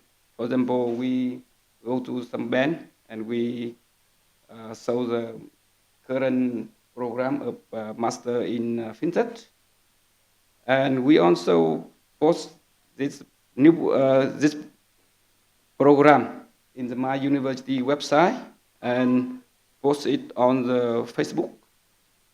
So this now we are working on this dissemination activity to recruit the new master student.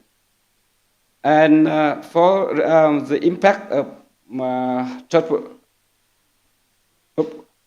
project in my university, so I think the first impact is the increased collaboration between 3 universities in Vietnam.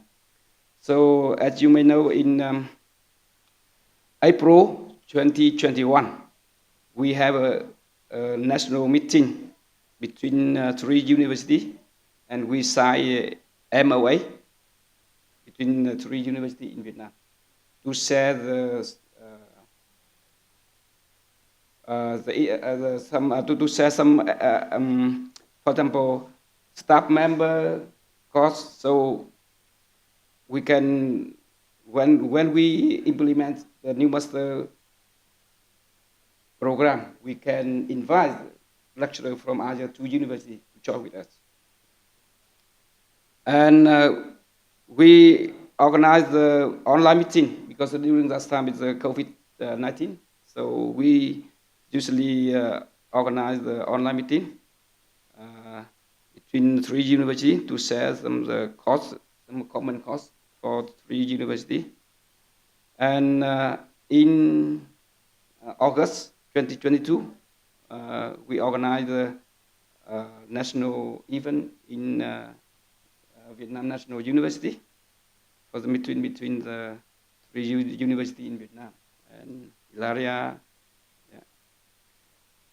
And I think the second impact is the lecturer in my university was improve knowledge and skill on fintech topic, because we receive some online course from European university. So we send 25 lecturers who participate in this course. And the third impact, I think, is improves the quality of fintech education in my university. For example, we receive funding from a church project to invest some new facility for online training, for example, laptop, camera, software. And the second thing, I think, that after the master in fintech was approved by Huế University, we also developed a bachelor of fintech in my university, and this program will start in 2022. Yeah, and that's my presentation. So thank you so much for listening. Thank you very much. I have a question regarding the new programs and the bachelor, the last point of the last presentation. Are they based with the part of them on the lessons we have recorded? It is possible to have one part of the programs online as well, or what's your intention about this new program? I think the new program, Bachelor of Fintech, we offer in face to face. Yeah. So we use some course from Bachelor Master in Fintech, and we apply it in Bachelor Fintech. Yeah. So But do you think could it be possible to invite students for some modules, some lessons, also to make a self-assessment in order to maybe just not in the curriculum, but as additional integration didactic material? Could be possible? yeah. Okay. Yeah. Ilaria, also maybe as elective courses, for example, you could add some online lesson as elective module. For example, in Italy, as related to baccalaureate programs, we have to ask the permission to the Minister of Education. It's not easy for us to create a new baccalaureate program because they should respect specific requirements from the Minister of Education in Italy, but we are a little bit easier to add elective modules. Yeah. It's easier in Italy, for example, to add, to modify elective. I don't know, it could be a way also for you. I don't know. Yeah. Thank you very much. Thank you for the presentation and compliments for the activities and the results.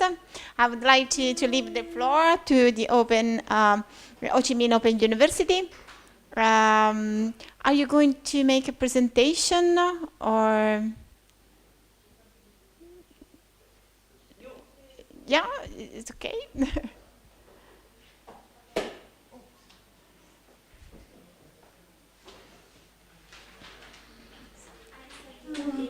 Oh, yes, I.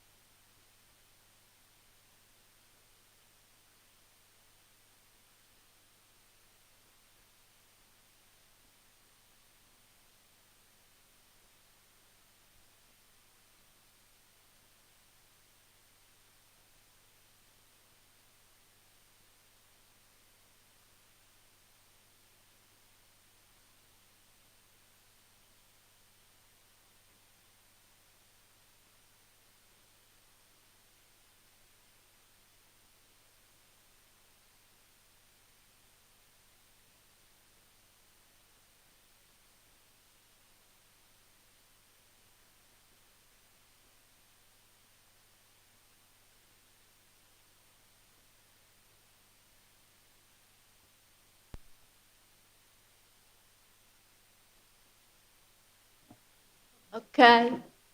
Hello, everybody. I understand that I'm the last one, and I will try my best to shorten the presentation so that you can have lunch. So I just brief some information about the performance of our team, modernization of the existing master's program. Um, you see that we will focus on the modernization of the current master program and also our dissemination plans. So for Ho Chi Minh City Open University, we modernized two master programs. One master in banking and finance, we call MPF, and modernization of master in business administration, we call MPA. So for the information, the detailed information, you can go to our website. I put on the information on our website about the program. I just put some clarification about some changes.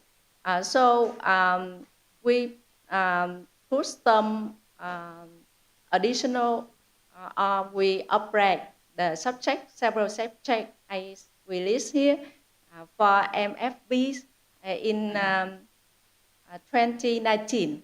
We applied for corporate finance.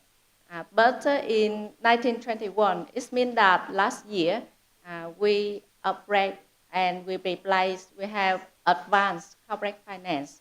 So that's the modernization. Also Fintech, we add new module that introduce the foundation of Fintech.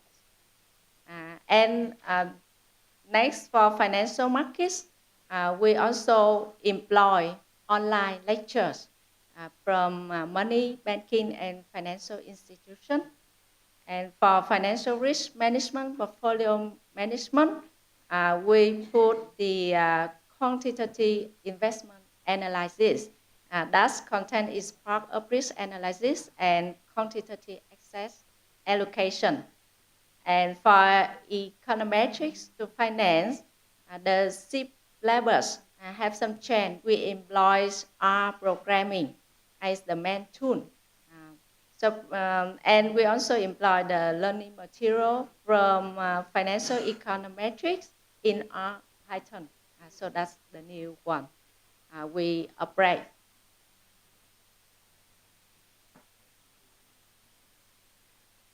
For the other subject, for example, financial management, we adjust the content to employ some contents of the advanced corporate finance in our master in business administration. It means that we modernize the program. We also put the innovation and entrepreneurship. And for data analytics, we introduce some lectures for students to explore the benefit from the online lectures. So for enrollment in 1921, we have 57 students in total. And for MFB, we have 8 students. MBA, we have 49 students. And in 2020, we have 56 students. For MFB, also we have 9 students, and MBA, 47 students. And we are going to call for the second admission. So for pilot teaching modules, for MFB, for financial markets, we make the video and quiz. For MBA, financial management, we also have video quiz, and we have small pilot with small group of 5 students. However, we have some problem with our students in terms of English skills. So that's all for our activity. Thank you. Thank you very much. Yes, you all have so proud for the numbers of the students for the modernized masters. So a very clap to everyone. So very impressive. So thank you so much for all the work, all the efforts that I can imagine how much work there is behind these numbers. Okay, thank you so much for all the presentations. Now, at the moment, I would like to, okay, we don't have Sladiana at the moment. Sorry? Oh, okay. Because I was wondering how much time we have left, so maybe we could try to go ahead, or we can have a lunch break, and then about dissemination, Hove, do you have some reminder, okay? Because I was wondering if we are going to have another half an hour, if maybe we can go straight half an hour and then we are going to be free. What do you think? It could. Yeah. If we go, because as concerned the administrative issues, so we don't have a PowerPoint presentation. We have just a few remarks, and we are at the disposal after the meeting if there are some questions regarding financial issues or equipment or whatever. So we don't have a presentation. We are just a few remarks and have time to reply to your questions. No. Okay. Okay.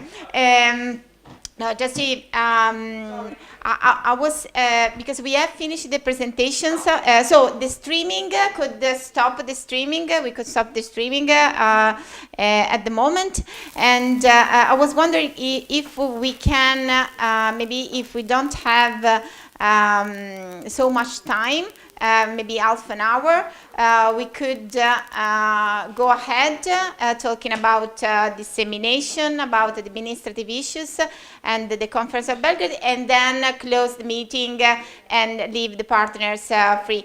And there was a standing ovation for to do this. I think that at the latest at 1 p.m. we could have the meeting. No. Yes, just to leave everyone free. So that's the plan.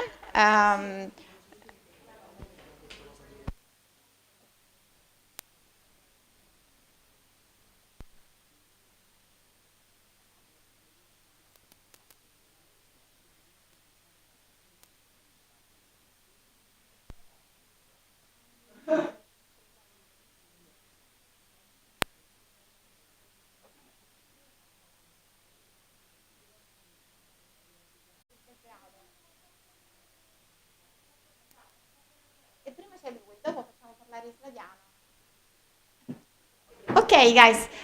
Okay, Hove, is successful? Okay. It's just, the cable is not good for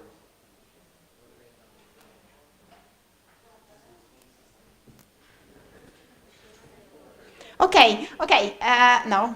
Please continue. Anyway, Okay. The agenda here is pretty much laid out. Okay. Just we have a message. So just to remind, as concerned the equipment purchase, has specified in the guidelines and the PowerPoint presentation as guidelines. The invoices should specify the amount without IVA and the VAT. The VAT amount and the amount with VAT and without VAT, because the Erasmus Plus program fund the amount without VAT, but has specified since the beginning if your organization, if your university has a tax authority declaration, so not a self-declaration from the university, but a declaration of the tax authority, or maybe a framework, a legal framework, a law you have at your disposal that prove that your university is not entitled to recover VAT. So in this case, in the financial statement, you can put all the amount, included VAT. Unless without this declaration, without this document from the tax authority or the document of the law, in the financial statement, document, you have to put the amount without VAT, but it's specified in the heading of the column that the amount is without VAT. That's the only specification. But if you have any further questions regarding, as concerns the financial issues, do you have any questions? Are you sure?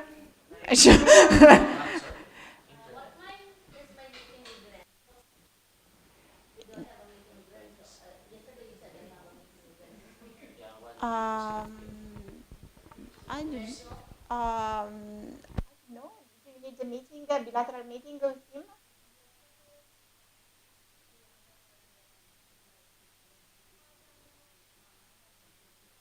Okay. I thought because I thought that with the exchange of email, the situation has been clarified. But the most important, do you need a meeting with Renzo?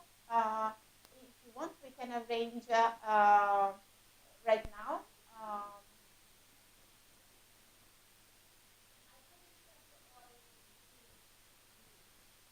Okay. But if you want, you can go.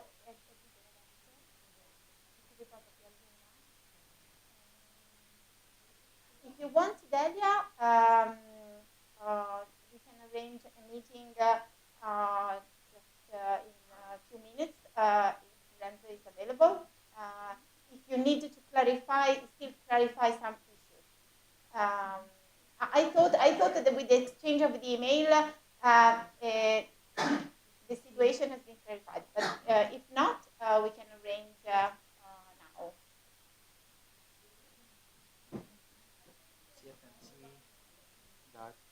But do you have some questions, specific questions to discuss with him? Okay, University of Cebu has questions? Okay. Okay, do you want to share with us now or later on? Okay, okay. Okay, plenary financial questions? Renzo? Okay. I'm so struggling to get here. Yes. Okay. Finally.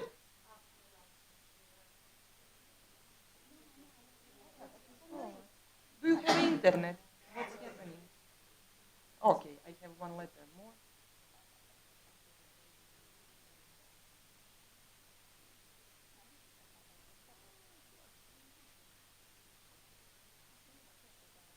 So it's a moment. Is it possible? No, anymore. I finally get here. So I have opportunity to talk with you.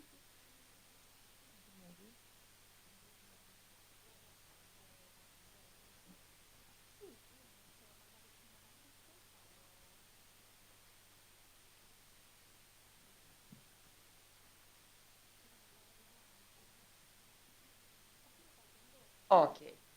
Now you see everything. First of all, it's my pleasure to invite you on the conference that we are organizing in December. As you know, in December of 2021, we should have a meeting in Belgrade University, right? So we have a budget for that purpose that we didn't use because of COVID situation. So after the reviewing and asking all of you, are you interested for participation in this conference, which was by mail, exactly like before 6 months, we get very positive answer. And what was consequence of that? We got approval from European Commission that we can organize by cost of trust project a meeting in Belgrade, which means that from each participant institution, from all of us, we have capacity for 3 participants, right? From all partner institutions. Yes, like here in Rome, from every, yeah, even from, Yes. we checked last night, right? For Fintech Association, it is just fine that you send like 3 participants, including you. Joe is keynote. So why I was wanted to say, now I have very clearly everything is visible. So it's not a problem to show you. I mean, we have professors, I just had to go outside for a few times, and I'm very sorry because I got confirmation of the Vice Governor of the Republic of Slovenia. He will be also keynote. And we invited our dear colleague from European Commission, and he will be also one of keynotes. We have very high conference. Conference is indexed in a Scopus. Many of you asked me that. It is, and I will show you, not just in Scopus, in a Scopus and Web of Science. I know that for you who are actually pursuing professional careers, it's very important that you know that. So we have keynotes, we have a very strong panels, and all our participants who are members of those panels are very, very recognized in their field, in their countries. For example, Professor Juraj Nemec, he's a very, you can check actually, we have his, he will run the panel. He's a professor of public finance, and beside of that, his age index is 12 or 13, I think. And also, he's for many years introduced in many consulting activities of government of Czech Republic and Slovakia. So he knows a lot about public finance. And this panel is dedicated to the intergovernmental fiscal relations. So he's running a panel, he's designing a panel. He has suggested our dear guests who are coming. Maria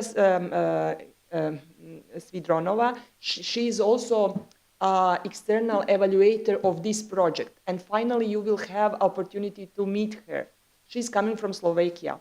Sasha Drezgic is coming from Republic of Croatia. He's actually dean from Faculty of Economy in Rijeka on the coast. Istvan Hoffman, he's coming from Department for Economy at the Faculty of Law in Budapest. Nevila Jindi is our dear friend who is coming from Mediterranean University of Albania. And when you click on these pictures, you will see their biographies, which are very appealing and interesting, and you will see why they are chosen to be a panelist or why they are chosen to be keynotes. Jaroslav Kostyubiec is Vice Dean for International Collaboration from Lublin University, and our dear friend Maria Nikolov is coming from one think tank institution from Skopje, from North Macedonia. And then we have a panel dedicated to the European Structural and Investment Funds and the Western Balkan, which is something that is highly important topic for all of us. And the panel will run Mr. Pejovic, Aleksandar Pejovic, who is the former Minister for European Integration of Republic of Montenegro. And he organized the panel on this way. State Secretary of Republic of Croatia, Nataša Mikuš-Žigman, will be one of the panelists. Ana Ilić from Serbia, Ivana Glišević-Đurović from Montenegro, Valeria Valeri, she is actually a very important person from European Commission who works at the Belgrade, and she's in charge for as a financial manager and financial manager advisor for all countries that are in a process of approaching to European Union. And the last one is maybe the most important one is Gad Skittel. He is actually coming directly from European Commission, and it will be good opportunity for all of us who are in a process of accession to European Union to hear where is our problem, which are our obstacles, and how we are managing to solve them, if we are managing or not. Then we have our dear friends who are actually will have one panel dedicated to preparing a paper for prestigious journals. We have noticed that our PhD students need that kind of assistance, so always we are organizing that kind of panel on this way. Boštjan is our dear colleague with whom I collaborate directly over 12 years. And beside of the fact that he is one of the editors-in-chief of journal that is already in a Scopus and in a VOS, you asked, he is actually provided for us publishing of the proceeding that will be indexed in a Scopus and then VOS. So it is appealing, and I'm using opportunity to invite you. Please do write the papers. Please, you will have a double-blind, reading, and you will get a review. The deadline for delivering of the abstracts is 10th of October. It's basically like 15 days more, but usually it's some kind of not written rule, but it's a suggestion that it will be postponed, that deadline, for 10 days. So it will be probably the last day for delivering of abstracts, 20 of October. Beside of the Boštjan, we have 4 more editors of the journals that are partners of this conference, and who will also, as editors-in-chief, address to the audience and indicate what is most important if you want to publish a good paper, which is very important for our PhD students. So beside of Sasha, here is the Marija Kuzmanović. She's running UJOR, quantitative finance, actually dedicated to the quantitative finance kind of journal. Jaroslav is running, he's editor-in-chief of a very, very good journal that is dedicated to the law, because 3 faculties are organizing this conference, and Giuseppe Grossi, he's running several journals in edition of Emerald. You have heard for them, they're very known. And then we have one panel dedicated to the banking sector, and we have the guest, Gonzalo Gassos, who is actually coming from European Banking Federal Association. He will run and design the panel, and we have representatives from European Investment Bank, Alessandro Bragonzi. He is actually now head for Western Eastern Balkans on behalf of European Investment Bank. So it will be really, really good panel.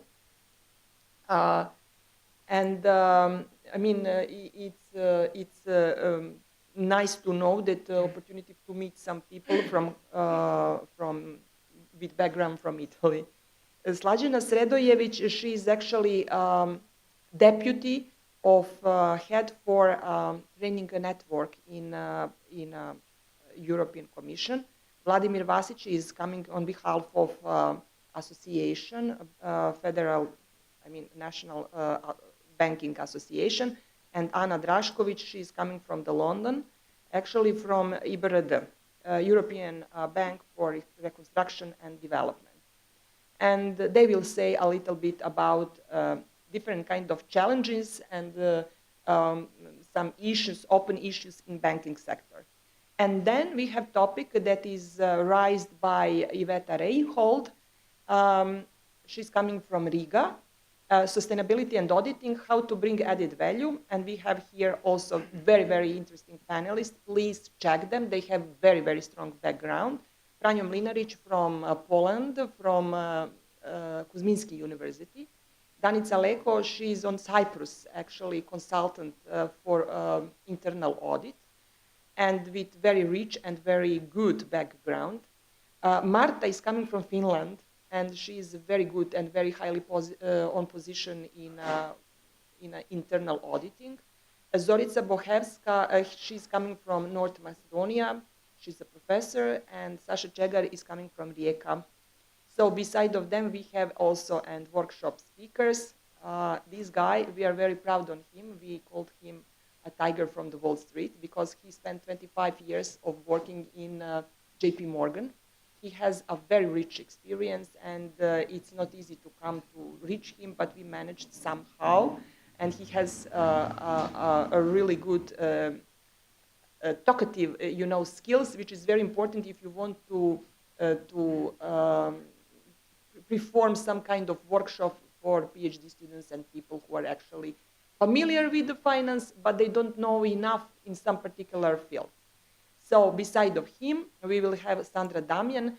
She's hold a very good position in preventing of fraud examinator. She's a certified fraud examiner. She is also a professor of Faculty of Economy in Ljubljana. And of course, we have Marko Čular. He is coming from, he's a professor. Maybe you know him from previous. Yes, he's coming from Faculty of Economy in Split. Also, yes. And he's great. He will talk about, a little bit about those international financial standards, and that will be workshop that he will teach. What is important? As I said, our partners from academia, beside of our few, let's say, projects for which trust is one of them, but beside of trust, we have a few more, like cost action. Then we have UCIA project that are supported and funded by European Commission. We have and journals which you can check if you want to see are they in a Scopus, as I said. So anything that is interesting for you, everything is visible. It is possible to check. Then what is very important for me to share with you? First of all, majority of you need invitation letter for getting of visa, right? So for me, it's very important that you register. When I said please do register, you see, here is the registration form, conference fee and payment. When you scroll down, there is registration form. You are putting your full name and last name, affiliation, phone number, email, and everything else that you want to have in your invitation letter. There is no possibility that I make mistake. I will do copy paste. Exactly. So that's the reason why I'm asking from you, please, first of all, you have to register. And then on the base of the register, I can send you invitation letter. It would be smart that we do that next week. Why? Because I can then push the things in order to provide for you invitations letter. Why is that important? That you can buy airplane tickets 2 months in front. Why? Because later they will be expensive. So, expensive, yeah. So it's better to do that as soon as we can. Please, all you have to do, and I sent it already invitation letter like 2 weeks ago or 3, please register. It's very important. Then you have covered all costs of travel and accommodation from the project, but you have conference fee.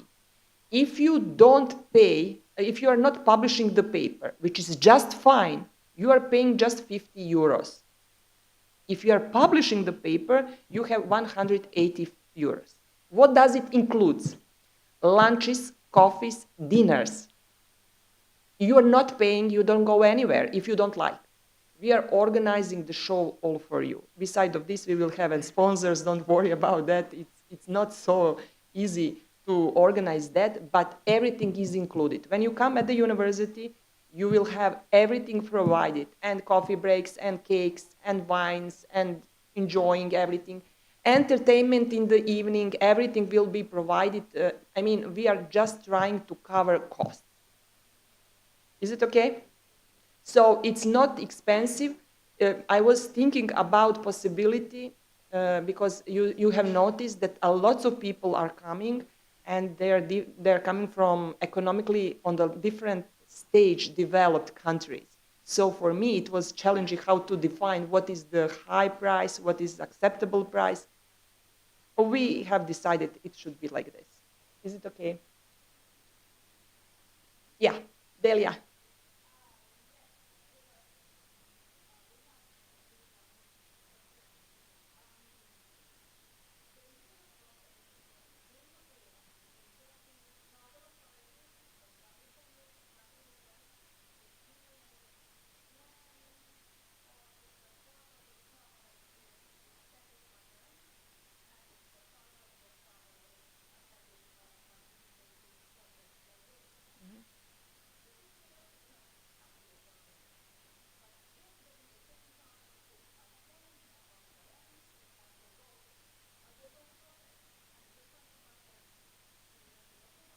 Okay.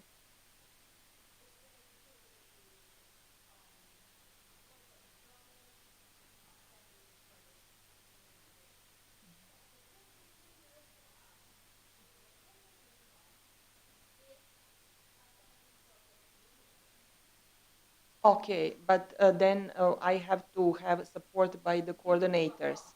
Or I can do that, it's not a problem. Because if you go to the program at a glance, I have prepared everything already. I need just some details before you come. Trust meeting will be on the 6th of December. Why? I was wanted to put aside, it's good for you, majority of you will come day before, and in the evening it's not a problem to organize the meeting. Then we are expecting that people who are coming as a keynotes are on the high position.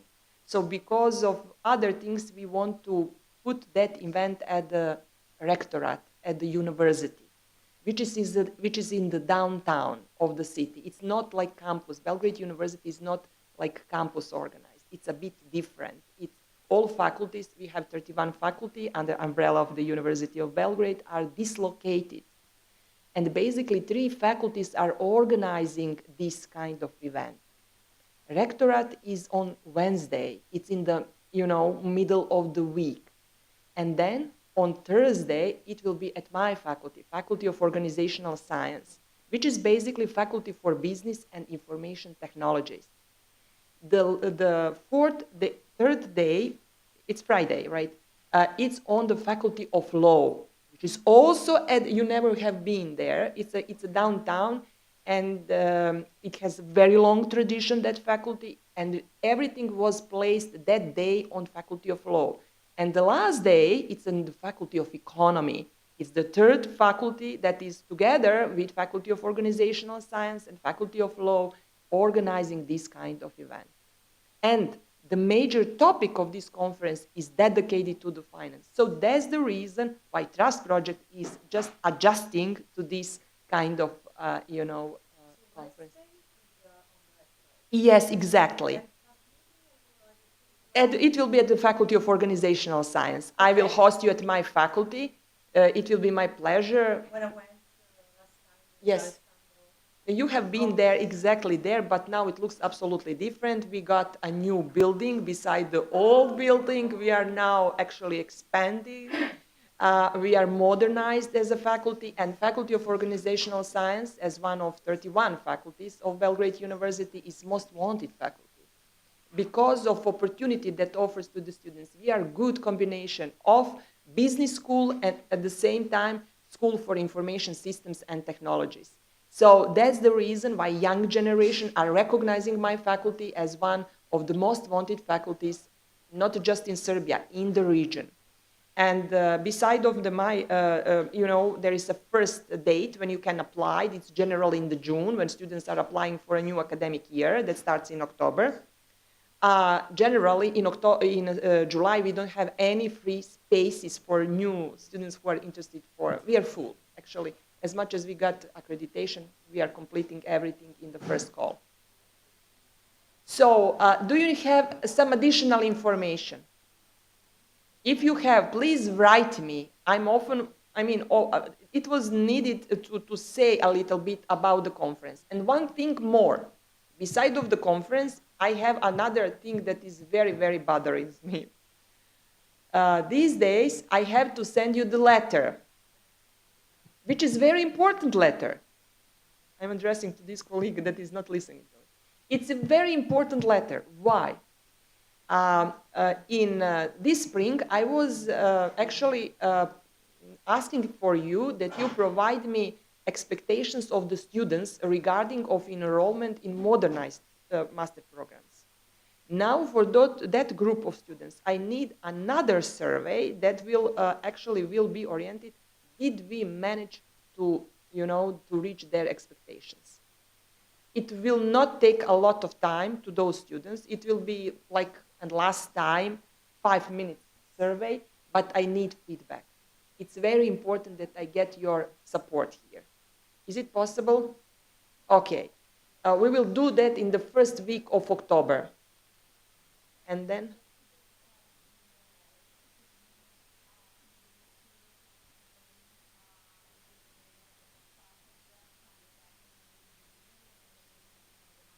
Mm-hmm.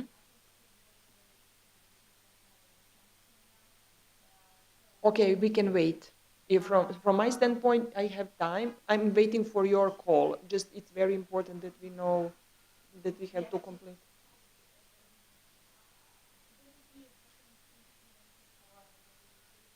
Exactly. Mm-hmm. It's the same questionnaire, but it will be in the different parts because we are now waiting for accreditation of newly accredited master programs. And all partners don't have the same level of progress, and I would like, and I prefer that we have the survey at the same time at the same universities. So we can do that, for example, in January, expectations of the students on newly accredited master programs. And for example, in December, we can do the survey how they meet their expectations, those newly accredited master programs. What do you think about it? Okay, I will be in coordination with you. You will tell me when is the moment.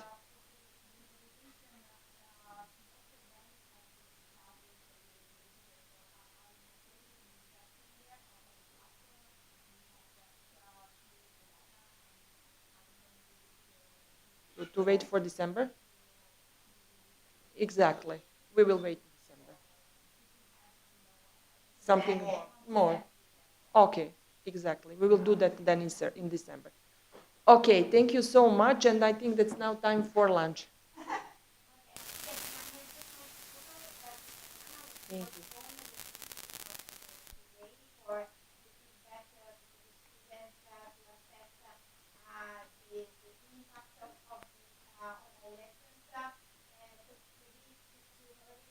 Are you okay with what happened?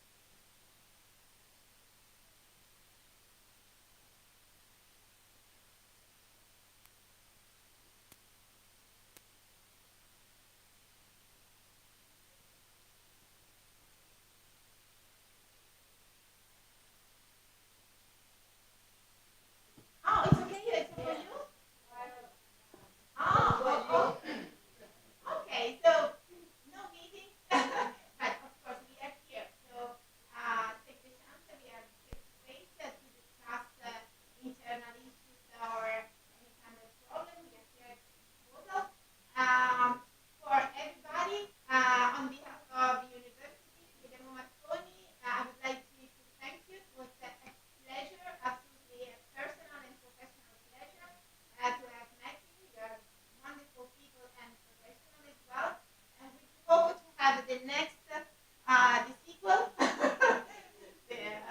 another project. And thank you so much again, and enjoy the city, enjoy the weather, and I hope to see you very soon, and the Philippines, and Belgrade, and another project. Okay? Thank you so much. For the information dissemination, we will share a PDF file to everybody because we would like to get your links to your websites and social media.